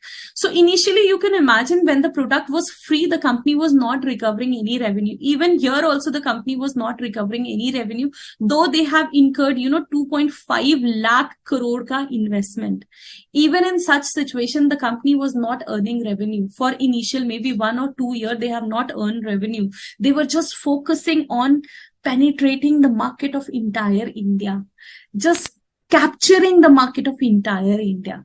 They were keep focusing on that for initial 1-2 years. They focused on capturing entire Indian as a market, right? After capturing the market, now just like British government, this is an example my father always gave me, that this British government India में कोई चाय नहीं पीता था, right? उन्होंने first time Indians को चाय पीना सिखाया. उसके बाद we all people become addicted of tea, right? And now everyone needs tea at least 2-3 times in a day. So this mobile data is again a kind of addiction. Now people are so addicted of using internet. You can't imagine even a single day without mobile data plan, though we have spent so many years without mobile data plan, right? So it's so in this way, they have captured the entire market through market penetration technique. And skimming pricing strategy. For skimming pricing strategy, we have learned an example of what? In case of skimming pricing strategy, we had an example of iPhones. Initially, you will see that any model of iPhone will be expensive, rupees 50,000 or 80,000. The price of the same model will gradually reduce with time, right? So initially, it will be 80,000. Next, after 2 years, maybe this price will be 50,000, and then after 1-2 years, the price will be 30,000 or 20,000, right? The same model will reach to 30 or 20,000 in 4 years or 5 years. Point is that initially the iPhones are expensive. Their models will be expensive initially, and gradually it will be cheap. Point is that why the product is expensive initially, I told you, because of their research and development cost. They want to recover their research and development cost. And for that reason, they have keep it costly initially, and then gradually they will reduce the price. This is skimming pricing strategy. You can see both these strategies is applicable for new product. In both the cases, like here, they have incurred huge cost on research and development. Here, they have incurred huge cost in initial investment. You can see Jio have done huge cost on initial investment, but their strategy was different. Here, they want to keep the price less to capture the market. Here, they want to keep the price high to recover the research and development cost, right? So maybe it is easy for them to sell their product. Maybe it was not easy for them to sell the product. They first want to capture the market and then sell the product, whatever. So strategy accordingly they will make for their product, right? This is what skimming pricing strategy and market penetration strategy we have just discussed, right? Skimming, low elasticity of product. Acha, they have mentioned. When you know that you increase the price or decrease the price, it will not affect the demand. Okay. What is low elasticity? When you know that price is not changing the demand. Whether you increase the price of your product or you decrease the price of your product, the demand will not change. Demand will not change. Okay. So in such cases, you may follow skimming pricing strategy. Initially, very high price. Gradually, you will reduce the price. Why high price? Even if you keep less price, demand will be same. So better keep the price high, recover all the research and development costs. Then once you recover all the research and development costs, then gradually start reducing the price of the product, right? This is the strategy of skimming pricing strategy. Keep it in mind. It is for low elastic product. If you want, please write it somewhere in your book that skimming pricing strategy we follow for low elastic product. All right, write in your book, somewhere in your book, that we follow skimming pricing strategy. For what? We follow skimming pricing strategy for low elastic product, where the product is not very elastic. Matlab, if you increase or decrease the price, it will not affect the demand of the product. All right, okay. Next. And market penetration technique, we use it for high elastic product. Matlab, if you reduce the price, what will happen? It will increase the demand a lot. Demand will increase a lot. Okay. So when you know your product is highly elastic, if you change the price, demand will change a lot. So in such cases, better adopt market penetration technique. You know when the price will be less, demand will be very high, better to capture the entire market in such scenario. Once you will become the market leader, like Jio has become market leader, then increase the price. कहीं नहीं जाएंगे लोग, right? So this is the strategy. All right.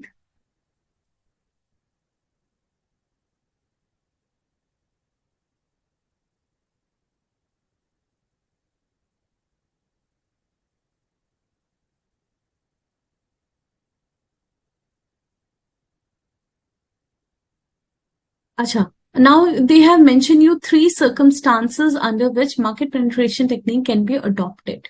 ठीक है, देखो, they have mentioned you 3 point where you can apply market penetration technique. ठीक है, अभी देखो यहाँ पे what is mentioned, economy of scale. Now the question comes, ma'am, what is economy of scale?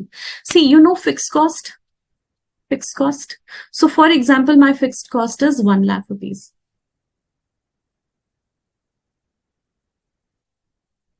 Okay.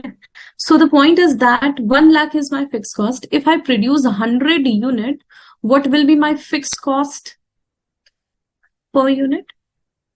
If I produce 100 unit, my fixed cost will be rupees 100. 1 lakh divide 1000. This will be my fixed cost per unit. So instead of 100 rupees, if I produce 1000 unit, what will be my fixed cost? Rupees 100 per unit. 1 lakh divided by 1000. If I produce 10,000 units, what will happen? So fixed cost per unit, fixed cost, total fixed cost divided by number of units, fixed cost per unit will be rupees 10. Can you see? The fixed cost per unit is reducing if we are increasing the number of units. When we increase the production, you can see from 100 to 1000 unit to 10,000 units. When we increase the production, the fixed cost per unit reduces, right? This is known as economy of scale. This is what? This is known as economies of scale. When we increase the production, fixed cost per unit reduces. This is what? Economy of scale. Right? So it's better not to produce and sell more unit because your fixed cost per unit will be less. This was actually the strategy of Jio, right? You know, in case of Jio, their initial investment was what? 2.5 lakh crore. Can you imagine? This was their investment. Huge investment, 2.5 lakh crore investment. Now, if they want to recover this entire fixed cost, what they have to do? They have to sell huge quantity. They have to sell the product in huge quantity. And for that reason, instead of focusing on less number, they were focusing on capturing the entire Indian market. Because when the number of consumer will be high, number of consumer will be high, then only the cost per consumer will be less. Fixed cost per consumer will be less, right? This is known as economy of scale. To reduce the fixed cost per unit by increasing the sale, huge number of sale, production and sale. By increasing the production and sale, fixed cost per unit can be reduced. This is known as economy of scale. Jio has done the same thing, right? And they know this. Next is what you can see. The next one is what? When there is threat of competition. Oh, so you can see even in Jio ka case, there was already established competition, right? Market was actually very competitive market. You can see telecommunication market was very competitive. Why competitive? Telecommunication market was very competitive. You know, कितने सारे competitor थे? Reliance Communication. Right? Then BSNL, MTNL, Tata Docomo,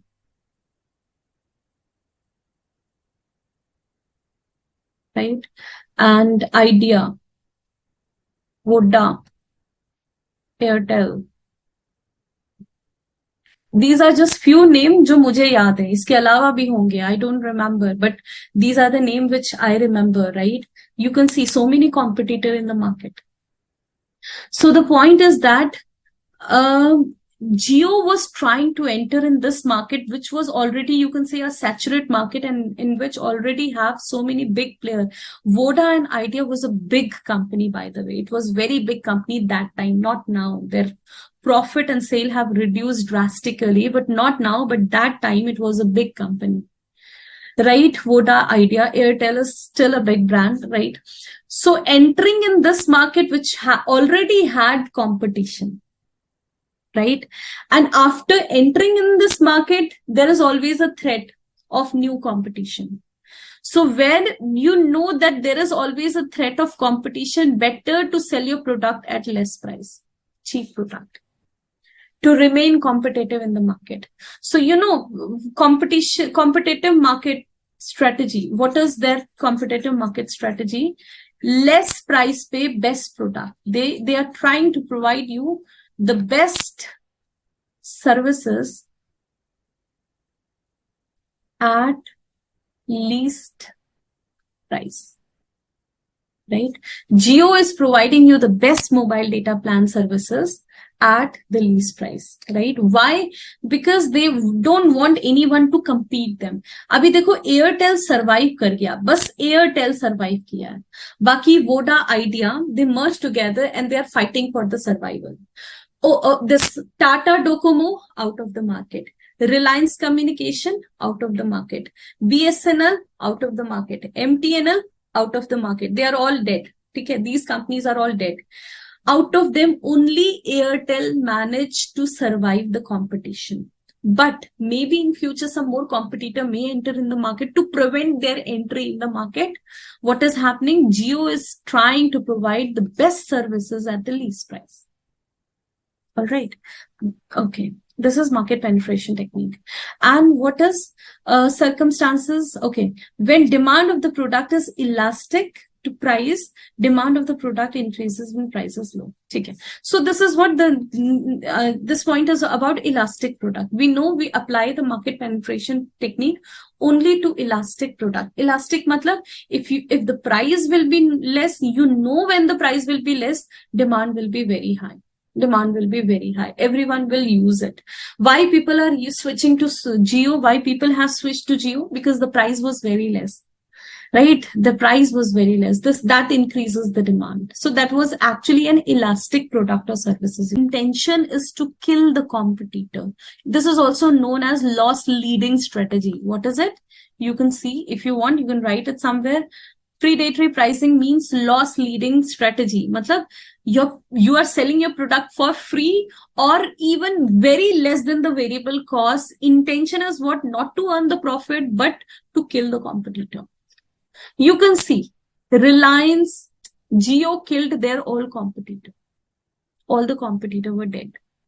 Jio killed their all competitor. So this is what loss leading strategy is. The practice of selling a product or services at a very low price intended to drive out the competitor. Intention is what? To remove the competitor from the market. Jio has actually done this, right? They removed all the competitor from the market. Jio have actually removed all the competitor from the market, right? And create a barrier. Not just remove them, but Jio have actually created a barrier for the new entrant also, new person, new business, right? Okay. So they have actually almost created the monopoly in the market, predatory pricing, right? Okay. So here I have taken an example of loss leading strategy of Jio, which removes so many big competitors from the market, right? 2.5 lakh crore investment. Okay, I hope it is clear. See, this is something I'm repeating from, from many sessions. I've repeated the same thing, predatory pricing. So what is predatory pricing? One firm, the predator, set the price low enough that the predator and its prey loses the money. Because the competitors start losing the money, competitors start incurring the losses, they left the market. So you can see so many competitors left the market. So many competitors left the market. All right. Okay.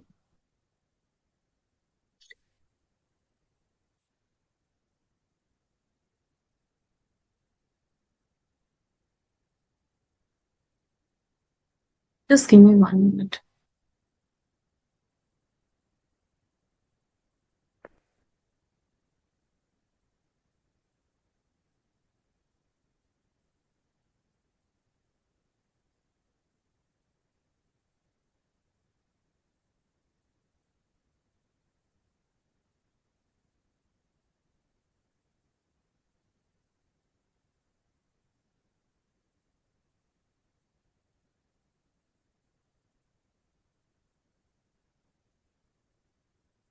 So I have a question here, and I want all of you to answer me this question. Read this and answer me.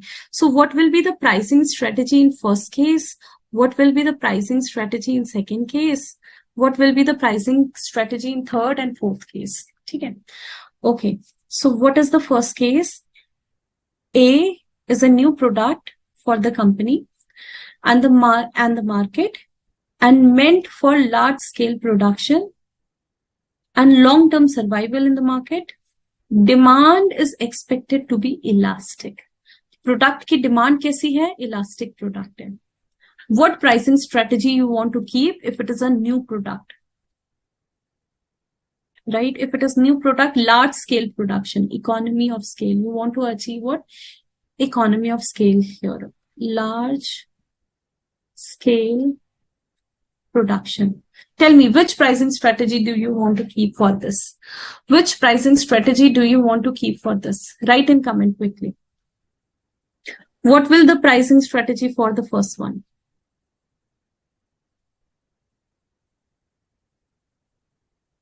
Penetration, exactly.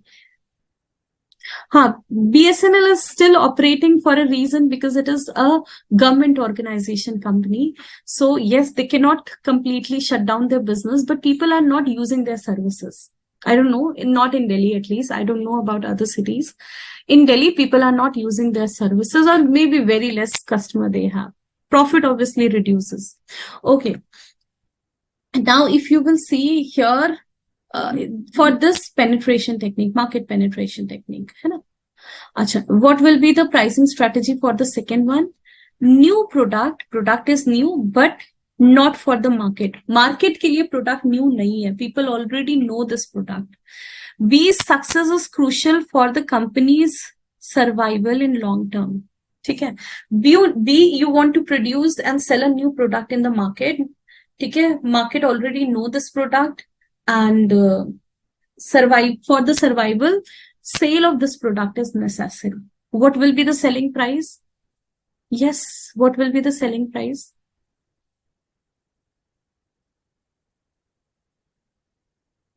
Yes, what will be the selling price for this product? Market, no, not market penetration. So here, what will be the selling price? We will keep the cost, right? We will try to recover the variable cost. Okay. So we will just try to recover the variable cost here.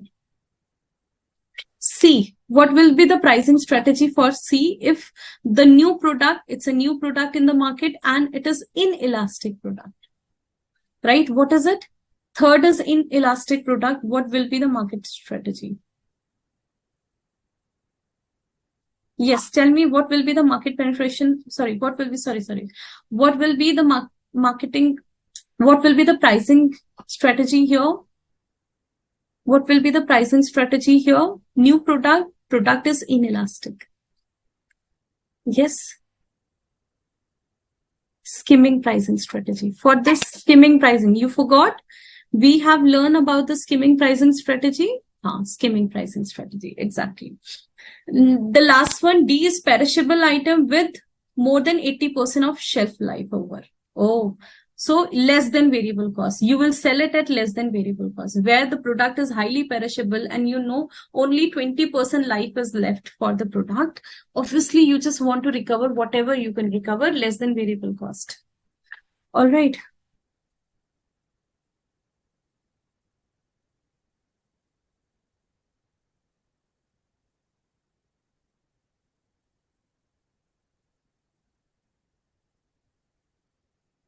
Okay, let me quickly cover, because I want to cover the numerical also, these topic.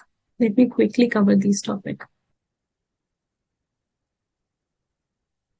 So what is the next topic we have? See, this is something I have already covered. So I don't want to recover again. Market penetration technique and skimming pricing strategy, we have already covered it. You know that the product have a life cycle, and introduction stage we introduce a new product. So when you introduce the product in the market, in introduction stage we will decide that whether it will be market penetration or whether it will be skimming pricing strategy. It will be for the initial stage, right? So market penetration strategies. So the point is that they have mentioned you the pricing strategy in various stages. Actually, we have already discussed this. Okay? If you remember, we have done this in chapter 4. Product life cycle. We have done this. In introduction stage, you will follow skimming or penetration technique. In growth stage, you will reduce the price if you are following skimming pricing strategy, because you have already recovered the research and development cost. So growth mein price you will gradually reduce. Okay? And in maturity stage, you will reduce more, right? And in penetration, you will increase the price, right? And in death stage, obviously the price will be very less. Just to recover the variable costs, you will keep the pricing strategy. Okay. See, this is something I've already covered, so I'm not focusing more on this topic. Right? This is something I've already covered, right? Product life cycle. Now let's do the next one, price adjustment policy.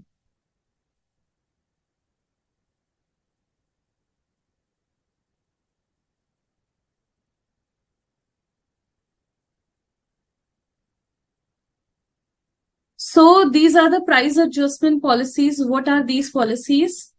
Price adjustment कैसे करेंगे? Discount से. What type of discount? Quantity discount, distributors discount, or cash discount, or price discrimination, or geographic pricing. ये price adjustment policies. These are all price adjustment policy. Let's discuss them one by one. What is distributors discount?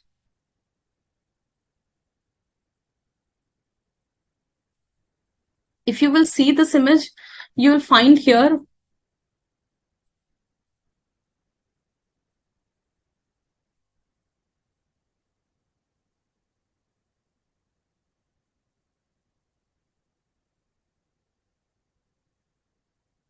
if you will see this image, you will find that when a company is producing the goods, it will first send it to the distributors. These are all distributor. They are all what? Wholesaler, and they are all retailer. And the retailer will finally sell the goods to the customer. So in this way, we sell our product in the market. All right. Okay. Now, if you will see, we have distributor here. Distributor will distribute the product all across the country. So we will try to give them maximum discount, so that instead of selling the product of other brand, they will prefer to sell our brand product. Okay. So whenever the company is selling their product, they give margin to the distributor, because distributor is actually responsible for wholesale, your sale in bulk quantity. Distributor is actually responsible for selling the goods in bulk quantity. All right. So we will give them more discounts here. Right. Then quantity discount, if someone is buying more quantity, we will give them more discount. If someone is buying less quantity, we will give them less discount. So based on the quantity, how much quantity they are buying, we will give them discount. Cash discount, it is on the basis of payment, right? So if some of the customer pay the money immediately, we will give them high discount. If the customer will say, I will pay you later, we will give them less discount. So depending upon the time period within which they are making the payment, we will give them discount, right? Okay. Price discrimination. This is something you must have seen in McDonald's. So in McDonald's, you must have experienced this, that they have regular size cold drink or cold coffee, regular, medium, large. है ना? So this type, regular, medium, large. So price of regular will be different, and the price of medium will be different, and price of large will be different, right? Okay. So in this way, they create the price discrimination. For the same product, they are charging different price from the customer.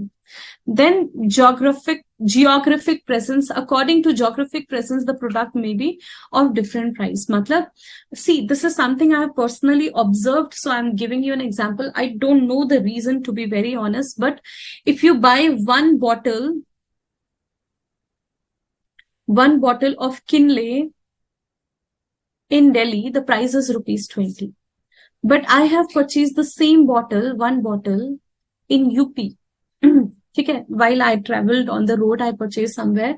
So I purchased the same one bottle in UP. You know what was the price? For one bottle, they charge rupees 15. I don't know why they were charging less in UP, why the price is high in Delhi. Maybe they have the production place in UP, transportation cost is less, maybe the duty or the tax is less, whatever be the reason, I don't know. But the price was high in Delhi for the bottle, and the price is less in UP for the water bottle, mineral water bottle. So the point is that on the basis of geographic location, they are charging the prices of the product. All right. So here, price adjustment is possible. Why? Because of discount you're offering to the distributor, or quantity discount, or cash discount, or price discrimination, or geographic pricing difference because of geographic pricing.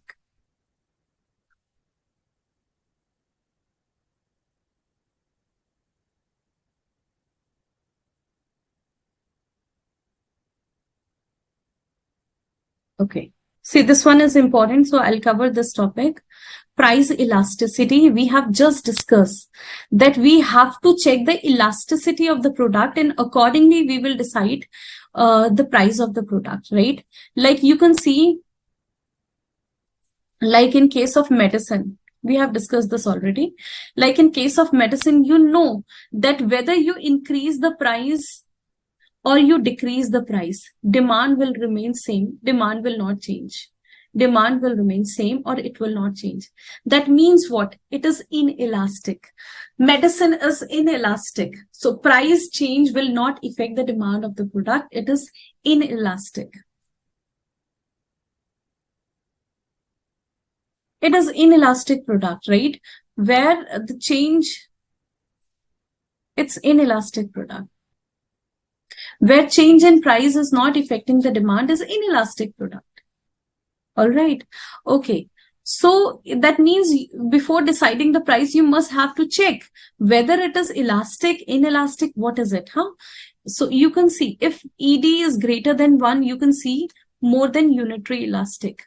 Perfectly inelastic. So medicine ke liye you can say they are perfectly inelastic. So whatever be the price, demand will not change. Hai na?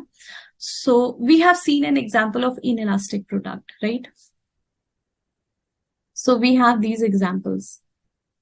Okay, now let's do one thing. I'll take this later on. Let's take the numerical first.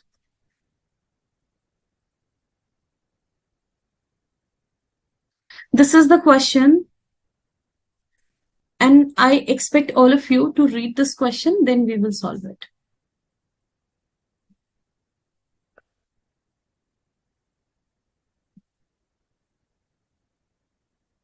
Read this question, then we will solve it. Take your time and read it.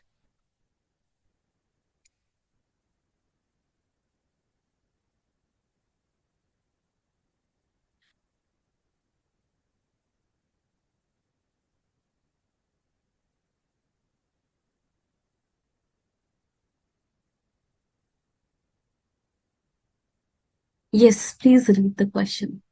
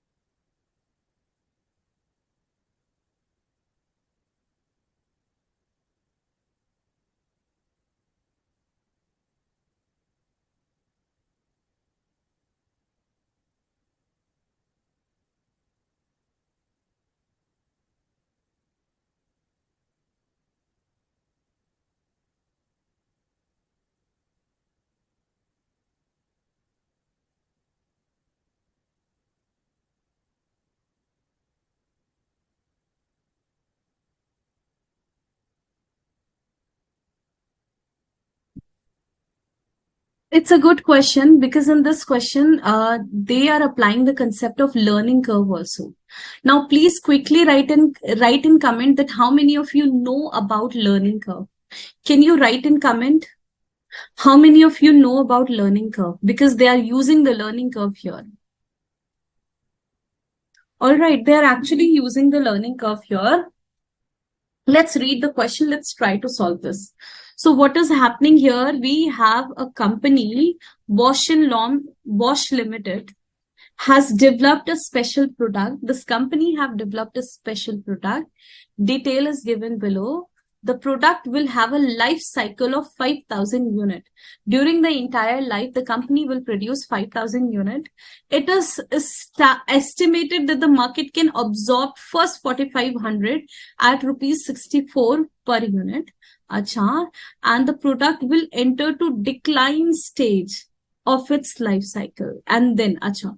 So, dekho, what is written here? From introduction, growth, and maturity stage, they can maximum sell 4,500. Last 500 unit, they will sell it in death stage of the product, declining stage of the product. Okay. So this is written here. This is what I can see. Okay. That during the entire life cycle, you know, introduction stage, growth stage, maturity stage, and death stage. Intro, growth, maturity, and death stage. So the point is that it is mentioned that from the intro to maturity, they can maximum sell from here to here. They can maximum sell how many units? 4,500 units. And in death stage, they can maximum sell 500 units. Okay, what else we have? And the selling price here is rupees 64. Okay, what else we have? The company estimated the following cost. Labor ki cost is given. Variable overhead is given. The fixed cost will be over 40,000 over the life cycle of the product. Okay. Over the entire life cycle, fixed cost is what? Rupees 40,000 is the fixed cost. Okay. The labor rate and both of these costs will not change throughout the product life cycle. Labor rate will remain same. The first batch of 100 unit will take 1,000 labor hour to produce. There will be 80% learning curve that will continue until 2,500 units. Okay. And what else? Have been produced. The batch after this level will take same amount of time as 25th batch, and the batch size will always be 100 units. All right. Acha. Ab dekho here what is happening for the labor hour, what is applicable? Learning curve is applicable here. Chalo, we will see what we have to do. Then what is the question? Calculate. What is the question? Calculate what? The average selling price of 500 unit that will be allowed the company to earn total profit of 80,000 from the product if the average time for 24 batch is this. Okay. Okay.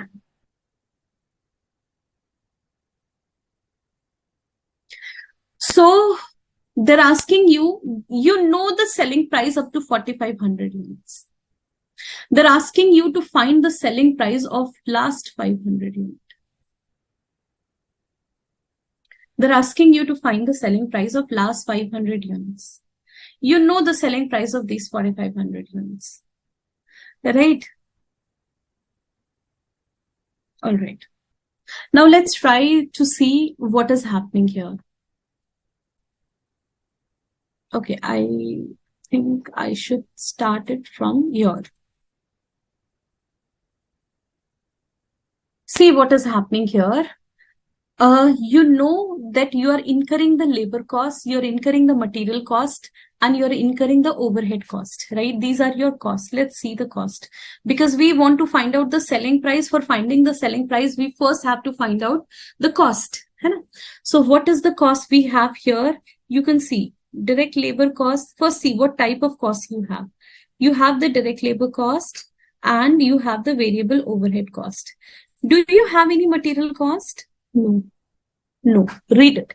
Tell me, do you have any material costs? We don't have any material costs. We have the labor cost and we have the variable overhead cost. So read it and tell me, do we have any material cost here?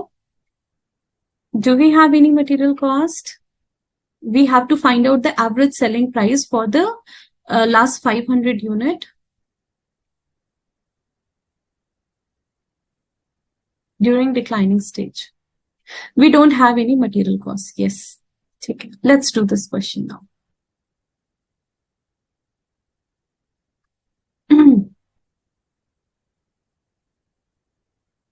So I'm just using a table here.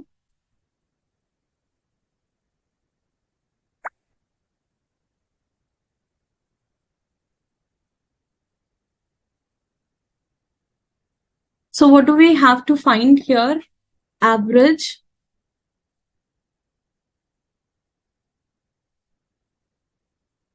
selling price of the final 500 units. Okay. So what do you have to consider here in rupees? In rupees, what do you have to consider? The labor cost. And what do you have to consider? The variable overhead cost.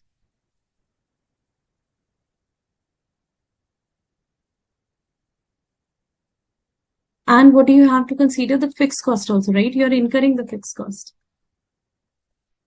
Right? Fixed overhead cost.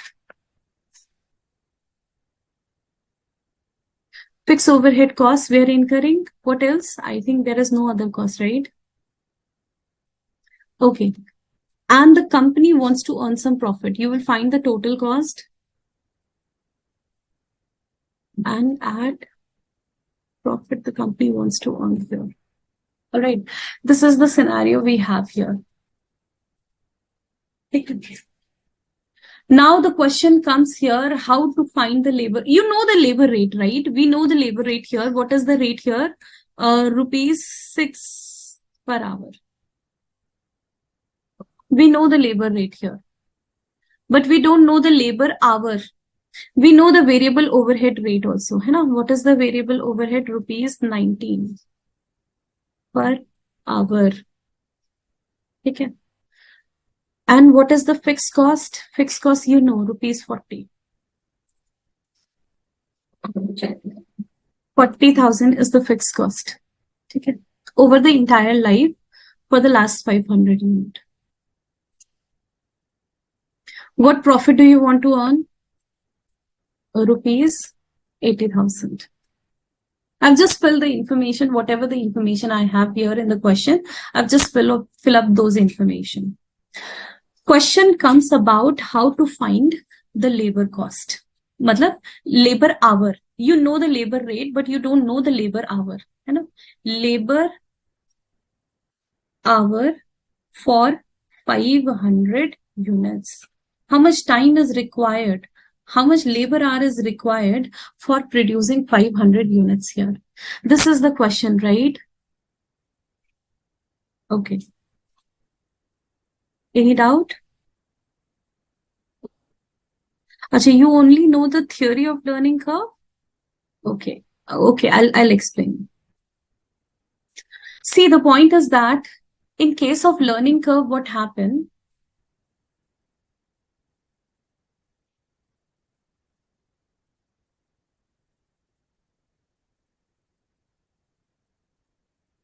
When you repeat the same task again and again, what will happen? The labor will learn the task, right? Labor will learn the task and it will goes like this. So time required for production. Time required for production. So when the labor will repeat the same task again and again, what will happen? Gradually, he will learn the task and the time required for the production will gradually reduces and it will become fixed. Even if you increase the production, time actually increases. Time actually increases when you increase the production, time increases, but after some time, it will remain it will be like this. So when you are increasing the production up to some time will be maximum, and then it will become constant, right? The time will become constant. What happened? See, the point is that when you repeat the same task again and again, what will happen? Initially, your labor is unskilled. He will take more time to produce the goods. He will do more mistakes, more wastage, right? And gradually, when he learn the work, he will become skilled.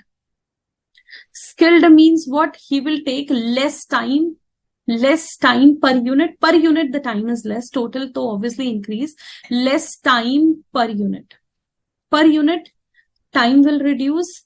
Per unit, more time per unit, right? Per unit, time will be more when the labor is unskilled. Per unit, time will be less when the labor is skilled, right? And after certain period, it will become constant, right? So this is what learning curve. Now, how is it applicable? If you will see in your book, there is a formula for learning curve, right? Let me explain that formula also. Give me 1 minute. So what is the formula for learning curve? The formula is y is equals to axb. Give me 1 minute. Let me take this formula.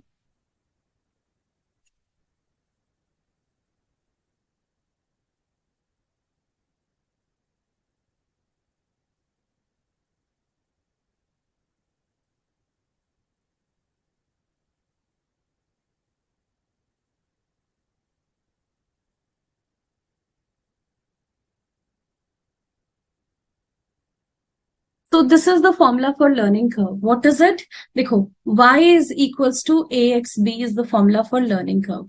So y means what average time per batch for X batches. A is what time required for the first batch. X is what cumulative number of batches. How many number of batches are there? B is what learning coefficient. Like here, the learning coefficient is what 80%. This is what 80%. Right? Average time per batch. What is the average time per batch? If you will see in the question, it is given. Average time per batch is given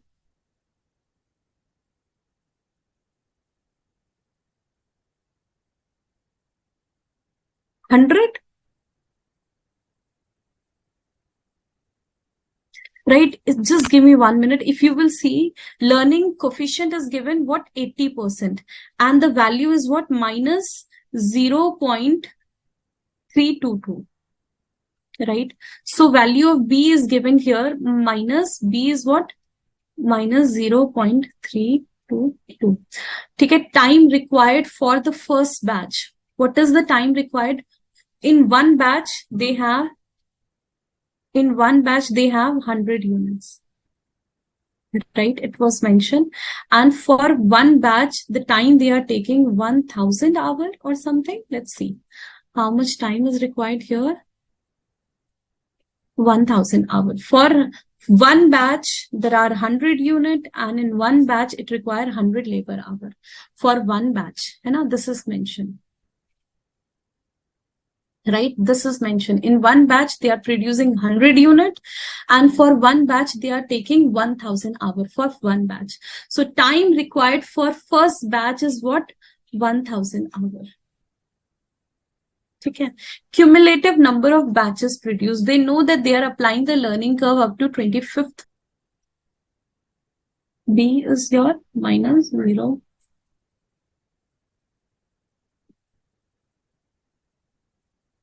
0.32, right? Cumulative batches. Okay, so in this way, and yes, you have to use the logarithm also. How many of you know about logarithm? You need to know about logarithm. How many of you know about logarithm? Because you cannot solve it without using a logarithm and log and anti-log. I don't think that such questions will come in exam, but in case if it will come, you must know how to solve it. Right? You need to know about log here, logarithms. Okay. So what will happen? We will apply log on both the side.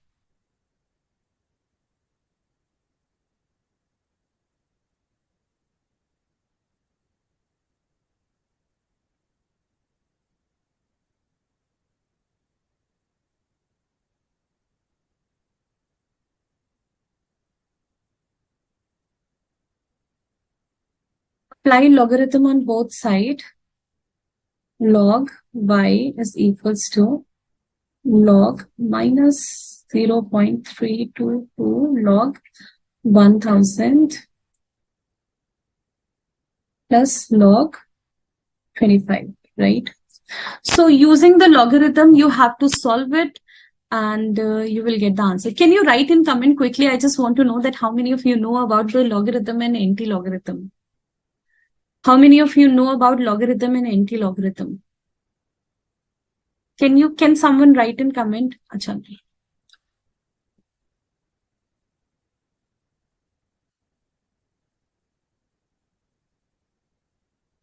Distribution discount, does discount create differential price or no? See, distribution discount means, Namita, we offered the discount to the distributor. That's it. So every company have the distributor, those who help to distribute their product all across India, right? These distributor will help to spread the product, right? So we offered them discount. Now, generally what happen, if you offer more discount to the distributor, dekho, distributor have option to sell Kinley, Bisleri, and many other brands. Why the distributor will sell your product instead of other product?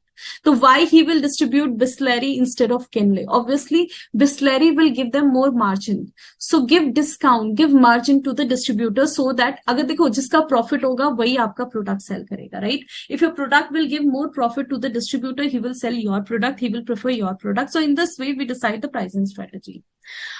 Oh, if you don't know, it will increase my work. If you don't know about the logarithm, then it will be difficult for me to explain it. Okay. Because actually there are some formula for logarithm. Okay, let me explain the formula for logarithm which they are using. Dekho, log m into n is known as log m plus log n, right? And if log m to the power a is written, you can write it like this, a log m, right? This is a formula for logarithm. If you want, please write it somewhere. I'm using this formula now. Okay? So you can see first these two values are here. They are multiplying with each other. Okay? So for that reason, you can write it like this. Log y is equals to log 1000 plus log 25 to the power 3 to 2, right? Achha, after this, what you can write? Log y is equals to log 100, 1000 plus, no, not plus, minus sign will come here, 0.322 log 25, right? Okay. Now what will happen? You have to check their values in the table, log table, right? So you have to check these values, that what will be the value for log 1000 and log 25. I think it is given in the question. Give me 1 minute. It is given, yes. So there are some value which is already given in the question. What are these value? You can see log 2 key value is given here. Log 3 key value is given here. Very nice. Log 5 key value is given here. Okay. So that means you have to write it in such a way that 2, 3, 5 I, so that you can put the value here. Okay. So you can write it like this, log 10 की power 3 minus 0.322 log 2 into 5. 2 5s are, no, 5 5s are 25, log 5. So you can write it like this, 5 की power 2 also. Achha, this will come like this, 3 log 10 minus, ये भी बाहर आ जाएगा इधर, so 0.322 into 2 log 5. 5 5s are 25. All right. Now let me give you some more formula here. Let me give you more formula here.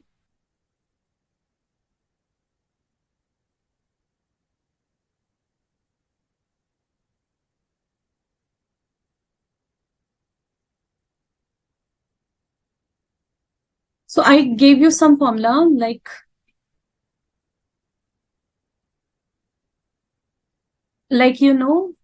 log m into n को you can write it like this, log m plus log n. ठीक है, log m की power a को you can write a log m, and I wrote one more formula. हाँ, log 10 की value मतलब e 10 की value we assume it like log 10, so this will give you 1. ठीक है, this will be 1. log 10 is here will be 1, so I'll consider it as 1. ठीक है, so this will be 3 into 1 minus, you will multiply these values 0.322 into 2, or log 5 की value you can take from the information you have here. What is log 5? 0.69897. So 0.69897. Solve this and tell me what is it coming.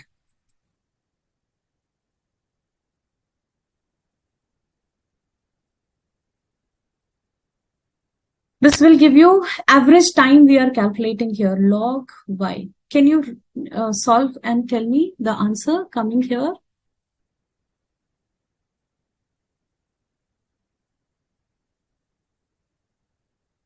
This will give you log value, whatever is coming, please tell me.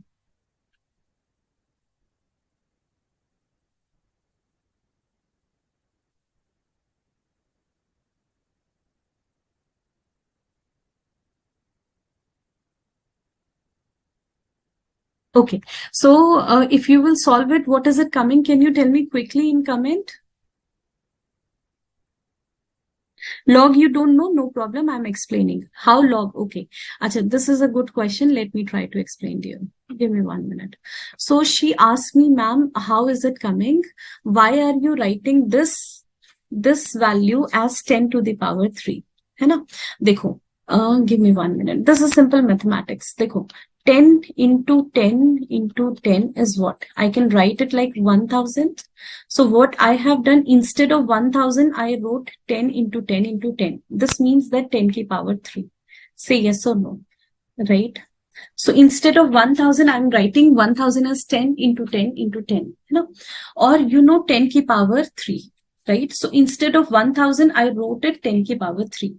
अब 3 का the formula कि XA का log of XA will be equal to A log X. So whatever the power, it will come before log. So whatever the power will come before log. This is actually a formula we have. है So I just applied this formula here. Again, this is a formula. 2 will come here. This is just a formula I applied here. ठीक है. Now solve it and tell me what is it coming. Is it clear? I'm just using some formula here. ठीक है, log 10 जो होता है, it is 1. Log 10 is 1. ठीक है, just remember 2-3 formula, not very complicated. See how many formula I told you. You can see just few formula here we have. कहाँ लिखा था? Please give me 1 minute. I wrote it somewhere now. These are the formula I wrote. ठीक है, these 3 formula, log. Okay, log, these 3 formula I wrote, right? Log m into n is equal to log m plus n.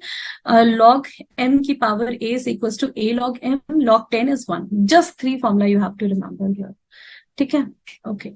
So solve it and tell me what is it coming.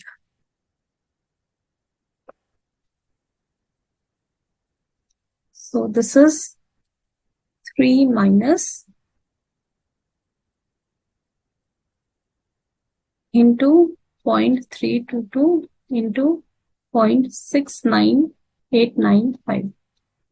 This is coming as 0.4501. ठीक है, so 3 minus this minus 3 is what? 2.5. 2.5 अब anti log we have to find 4987, right? This is what log y. Now what will happen? We have to remove the log from both the side. So we apply the anti log. Apply anti log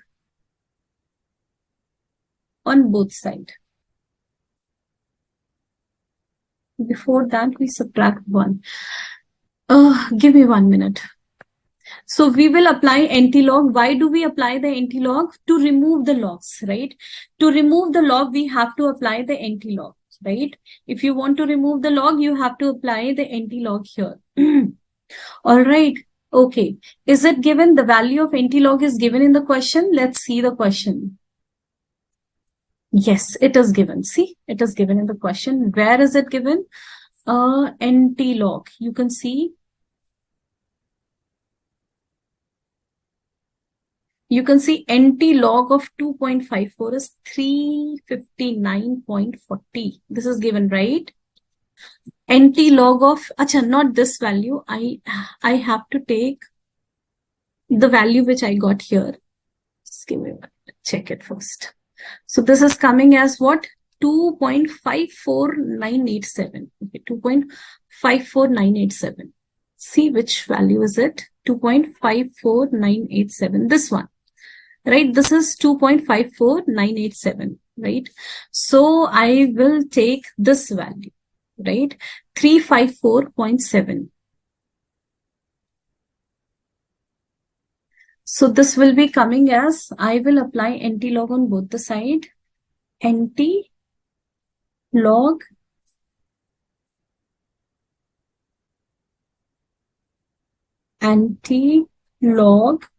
into log y will cancel each other and this will become just y now. ठीक है, फिर anti-log 2.54987 and now you know the value. Anti-log 2.54987 upper value is given, right? What was that? 5.547 something. What was that? 354.7. 354.7. So this is coming as 354.7. This is what? Average time. ठीक है, average time for one batch. You know, this is what? This is the average time for one batch.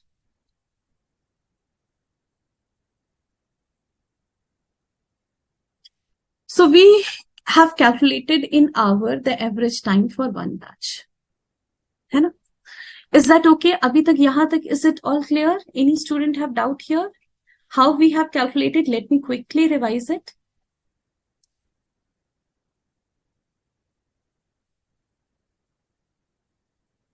How we have calculated it? Quickly. Let's quickly revise it.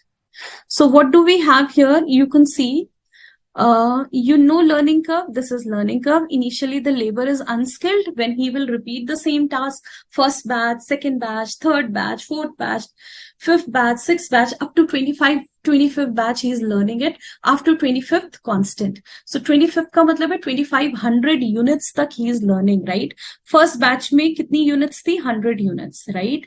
So 25th batch में how many units do we have? 25th batch में we have 2500 units. We are overall producing 4500 unit initially, right? And later 500 units. Point is that he will learn only 2500 तक, उसके बाद constant हो जाएगा time.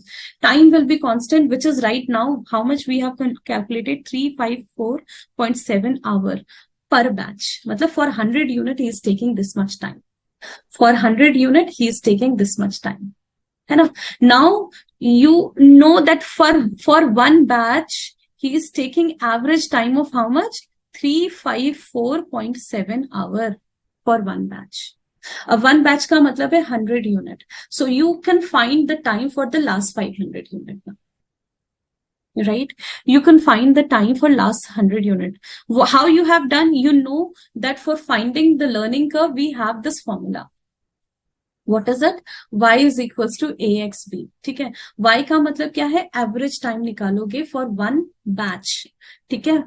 And time required for first batch is given A, right? Cumulative number of times the batches is given, learning coefficient is given, which is 80%, value of 80% is this.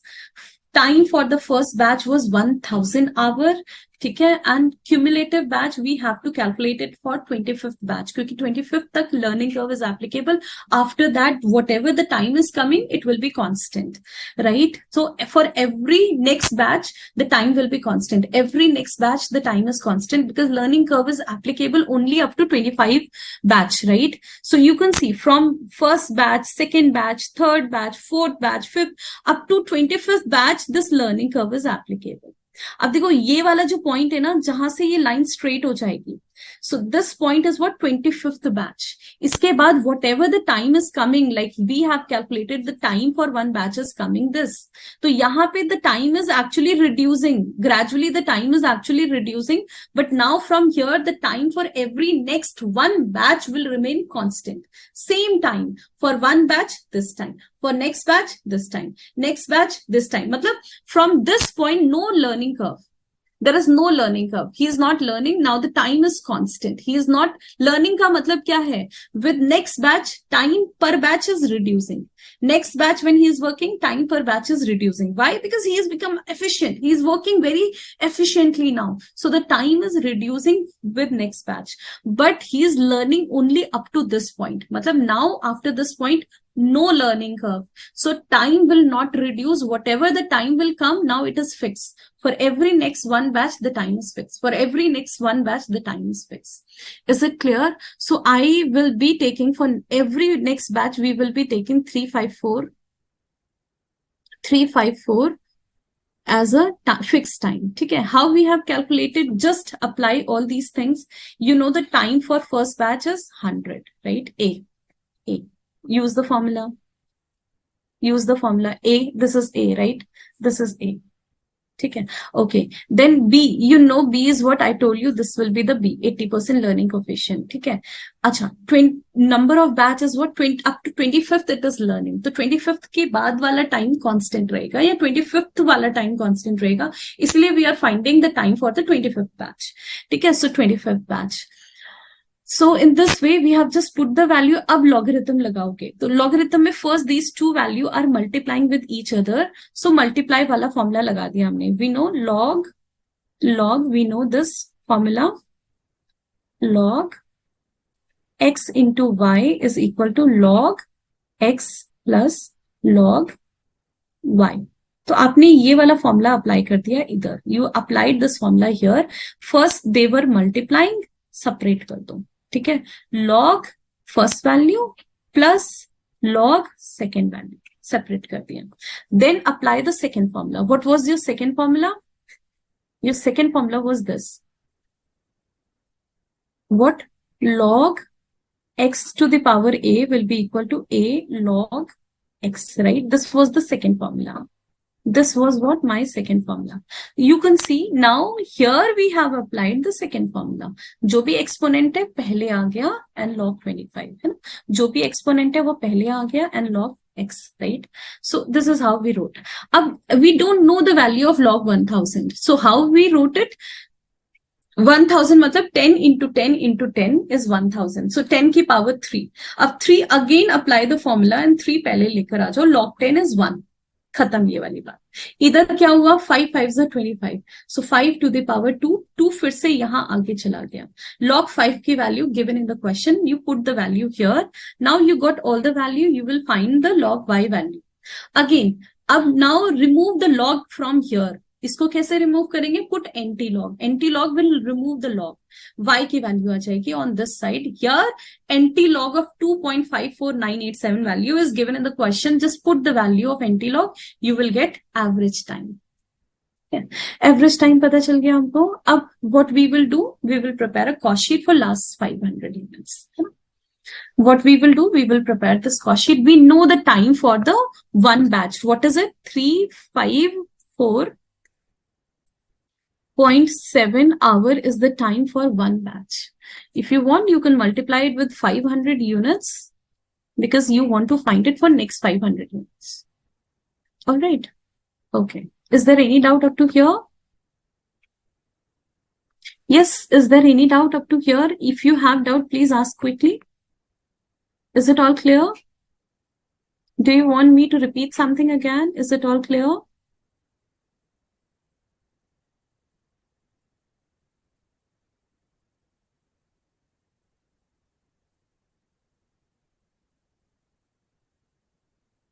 Okay, just give me 1 minute. I think there is some problem.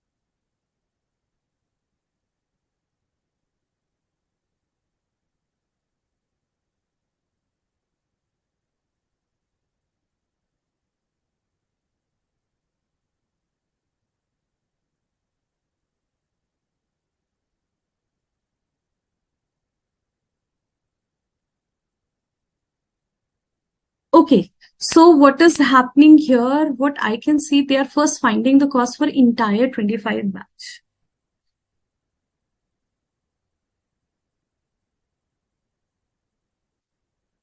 Give me 1 minute.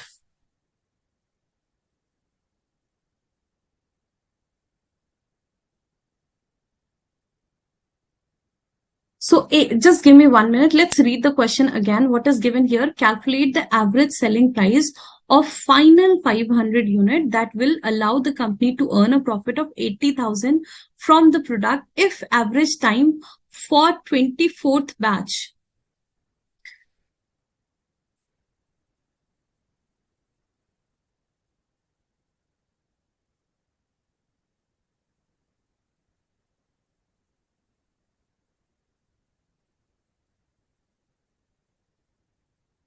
Give me 1 minute.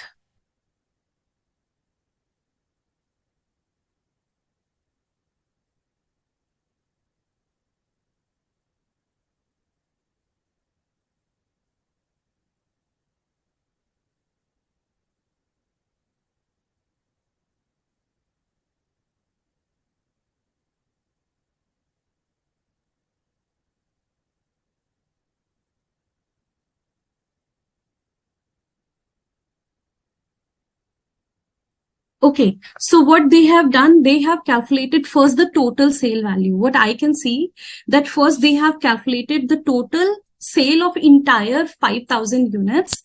Then they have reduced the sale price of 4,500. They calculated the difference amount actually here. Okay, so first they have calculated the total sale value of the entire units over the entire life cycle of the product.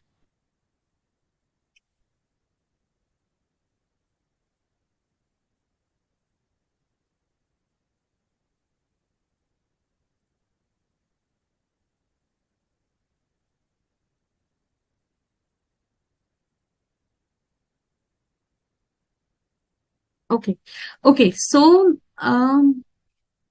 okay, let me explain it here only. So actually what is happening here, you can see that we have total how many units? 5,000 units. Okay. We have 5,000 units. And the learning curve is applicable from 0 to how many units? 25th batch. Right? So 25th batch ka matlab, in one batch they are producing 100 units. So from 0 to 25,000 units, 2,500 units. From 1 to 2,500 units, from 0 to 2,500 unit, what is happening? The learning curve is applicable. Learning curve is applicable. We have calculated what is the time required on 25th unit. Now, after that, what is happening from 2,500 unit to 5,000 units? We know the fixed time is applicable. What was the fixed time? Here, the fixed time was 354.7 hour. This was the fixed time. ठीक है. This was the fixed time that we were taking from the 2500 units. From 2500 unit, what is happening? The learning curve will become constant. That means for every 100 unit, every next batch, for every next batch, for every next batch, time is constant now. ठीक है. So what will happen for, अब देखो यहां से actually दो बार 25 batch हो गए. If you will see from here to here, these are 25 batches, है ना, 25 batches. And then you will see from here to here 2500 unit to 5000 also units. यहां पे भी there are 25 batches. You can see there are 25 batches. यहाँ पे भी 25 batches. Total batches कितने हैं? You can see if we are producing 5,000 unit, this is the total unit which we are producing over the entire life, divided by 100 unit in one batch. So you can see total we have 50 batch. Total how many batch do we have here? 50 batch here. ठीक है. तो learning curve is अभी यहाँ पे what we will do, what will be the total time. यहाँ पे we will consider the total time, और यहाँ पे what we will consider the average time, because for every unit you know the time is constant. So for the 25 batch, for remaining 25 batch, this will be the time. ठीक है. This will be the total time here. Remaining 25 batch, and you know the time for one batch is this. This will give you the total time for remaining 25 batch, right? And up to here the total 25 batch के लिए what will be the total time that we have to see, what will be the total time up to here. And what they are doing, actually they are just adding these two times. They're adding these two times. So if you will see here, they're actually adding these two times, right? You can see they are actually adding these two times. Okay. So is it clear? So what is happening here? We have calculated the average time here. We have calculated the average time here is what? Up to 25th unit. Up to 25th unit, this was the average time. ठीक है. After this, what will happen? The time will change.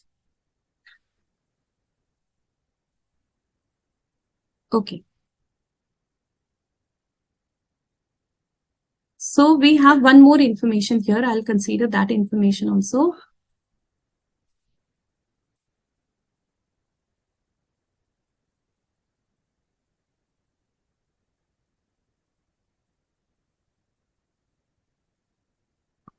Okay. So what is given here? See what is given here. The average time for the 24th batch is this. You know the average time. Average time for 25th batch is what? We have just calculated this as 354.7. And the average time for the 24th batch is what? It is your, how much? 359.40. All right. Okay.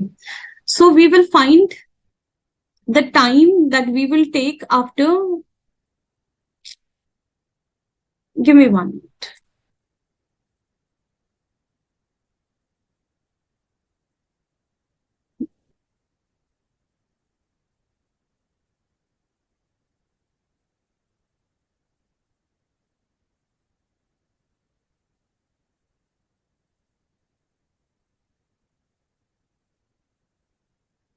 Okay, so what we will do here, we will just see what will be the time here.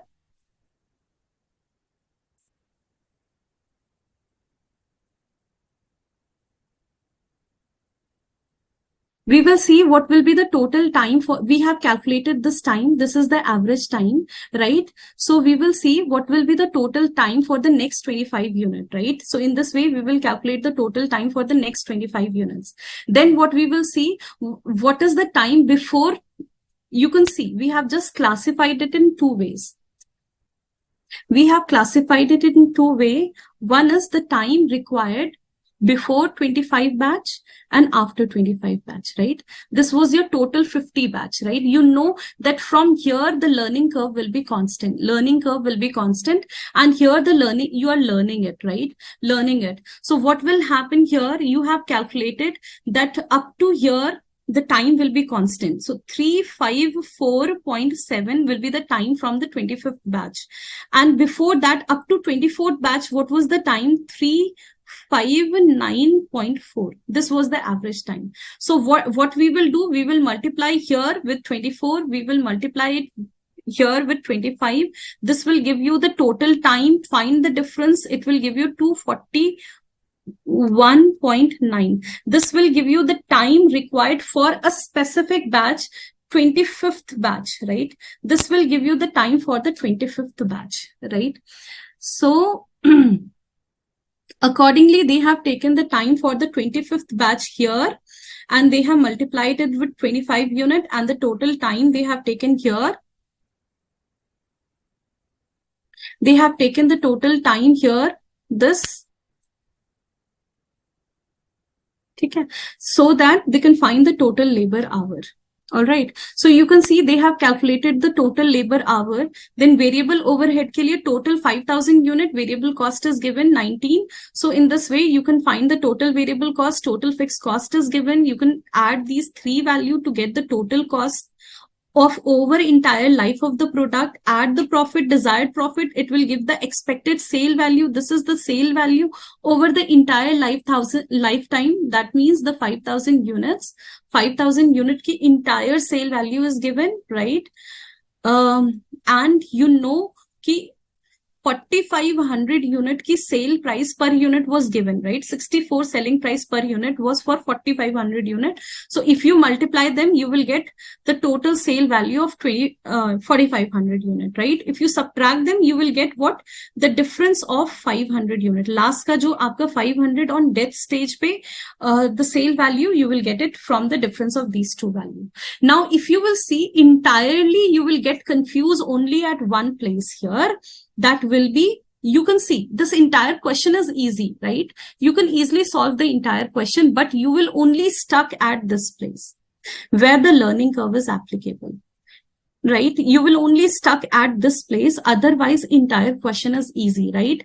Here, we are total producing 5,000 unit over the entire life, right? We are total producing 5,000 unit over entire life, and 4,500 unit कब तक produce कर रही है? Introduction stage, growth stage, maturity stage. So in these three stages, we are producing 4,500 unit, and in death stage, we are producing 500 units. So what they have done, they have first calculated the total sale value of 5,000 unit, 100 unit. This is what they have done here, right? And to find the total sale value of 4,500, sale value per unit was given in the question. Okay, it was given. So they have considered it, right? And how this expected sale is coming, total cost plus profit. Add these two values, you will get this. Add these two values, right? You will get it. So if you will see, the entire question is easy. It is easy to find these values so easily. You can find it, you can find it, you can find it, you can find everything so easily. You will stuck here. Okay, I will repeat it again. Okay, I want to repeat it again. I want to make it more clear to you. Okay, you will stuck here at this point. All right. Okay. So let me try to make it more clear to you. Point is that when we are producing first batch, second batch, third batch, fourth batch, up to 24th batch, then 25th batch. So what is happening here? After 25th, the time is constant. 26, 27, the time is constant. So no worry about after 25th. Question is up to this point.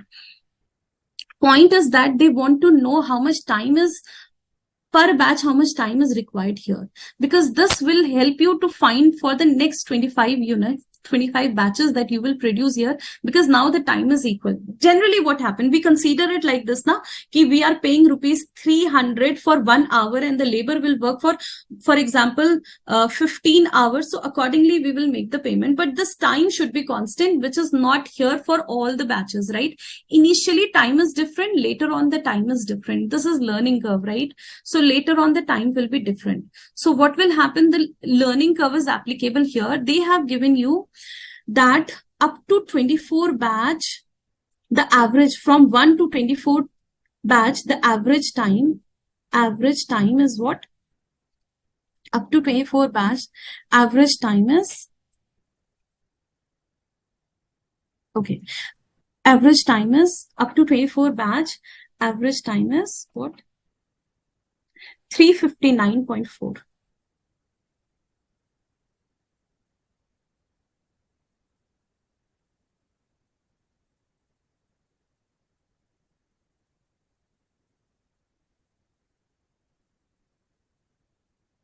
I'm just trying to explain you again. I know it's not clear. So up to 24, 359.4. This is the average time given in the question up to 24th batch. So what they have done for these 24 batch, what will be the total time? Total time 24 into 359.4. This will give you the total time from 1 to 24 batch. Right? Acha. From 1 to 25th batch, what will be the total time? Because the average time is given, or we have calculated the average time up to 25th batch. Because the time is actually reducing. The average time will be changed. Average is what? Total time divided by number of units. Total time divided by number of units. Since with learning curve, the time per unit is reducing. So average time is different. We have just calculated it here. It was coming 354.7. So here average time is coming as 354.7. So what will be the total time if we produce 25 unit? Total time if we produce 25 unit, 354.7, right? So these will be the two total time. 359.4 into 24 is coming as 8625, right? And the next one is what? 354.7 into 25. This is coming as 8867.5.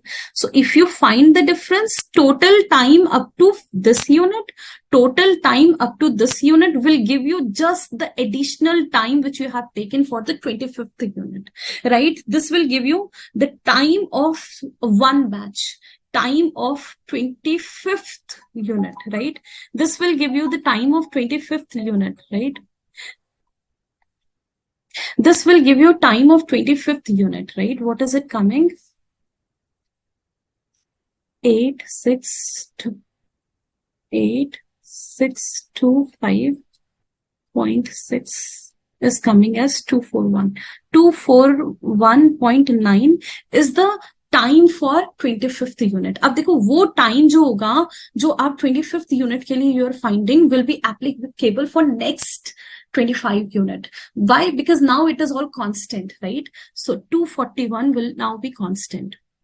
241.9 will be constant for next 25 unit. For that reason, they are multiplying it here. 25th into 241.9, they are multiplying here, right? They are multiplying, you can see. They're multiplying 241.9 into 25. Because this is the time of any specific unit, right? Any specific batch. So 25th batch ka, this is the time that will be continued. Ab ye time fix ho gaya. This time is fixed and it will continue for next 25th unit, right? So you will use this for next 25th unit. Right? This time you will use for the next 25th unit. Okay? Total time kitna laga? 1 to 25th unit tak. What is the total time? 354 into 25. 354 into 25. This is the total time which you have taken to produce first 25 unit. First 25 unit. Right? And this is the time which you will take for the production of next 25 minutes. Right? So this is how we are producing the goods. You will find difficulty up to this place only. Right? I have tried my best to explain it. That's it. Is there any other doubt? If there is doubt, you can write in Q&A. Clear, Areva? I'm so happy to see this word clear. Very nice. Okay. So with this, let me wind up the session. Have a nice day to all of you. Bye. Take care. Tomorrow we will start a new topic, new chapter actually. Okay. Take care, all of you. Have a nice day.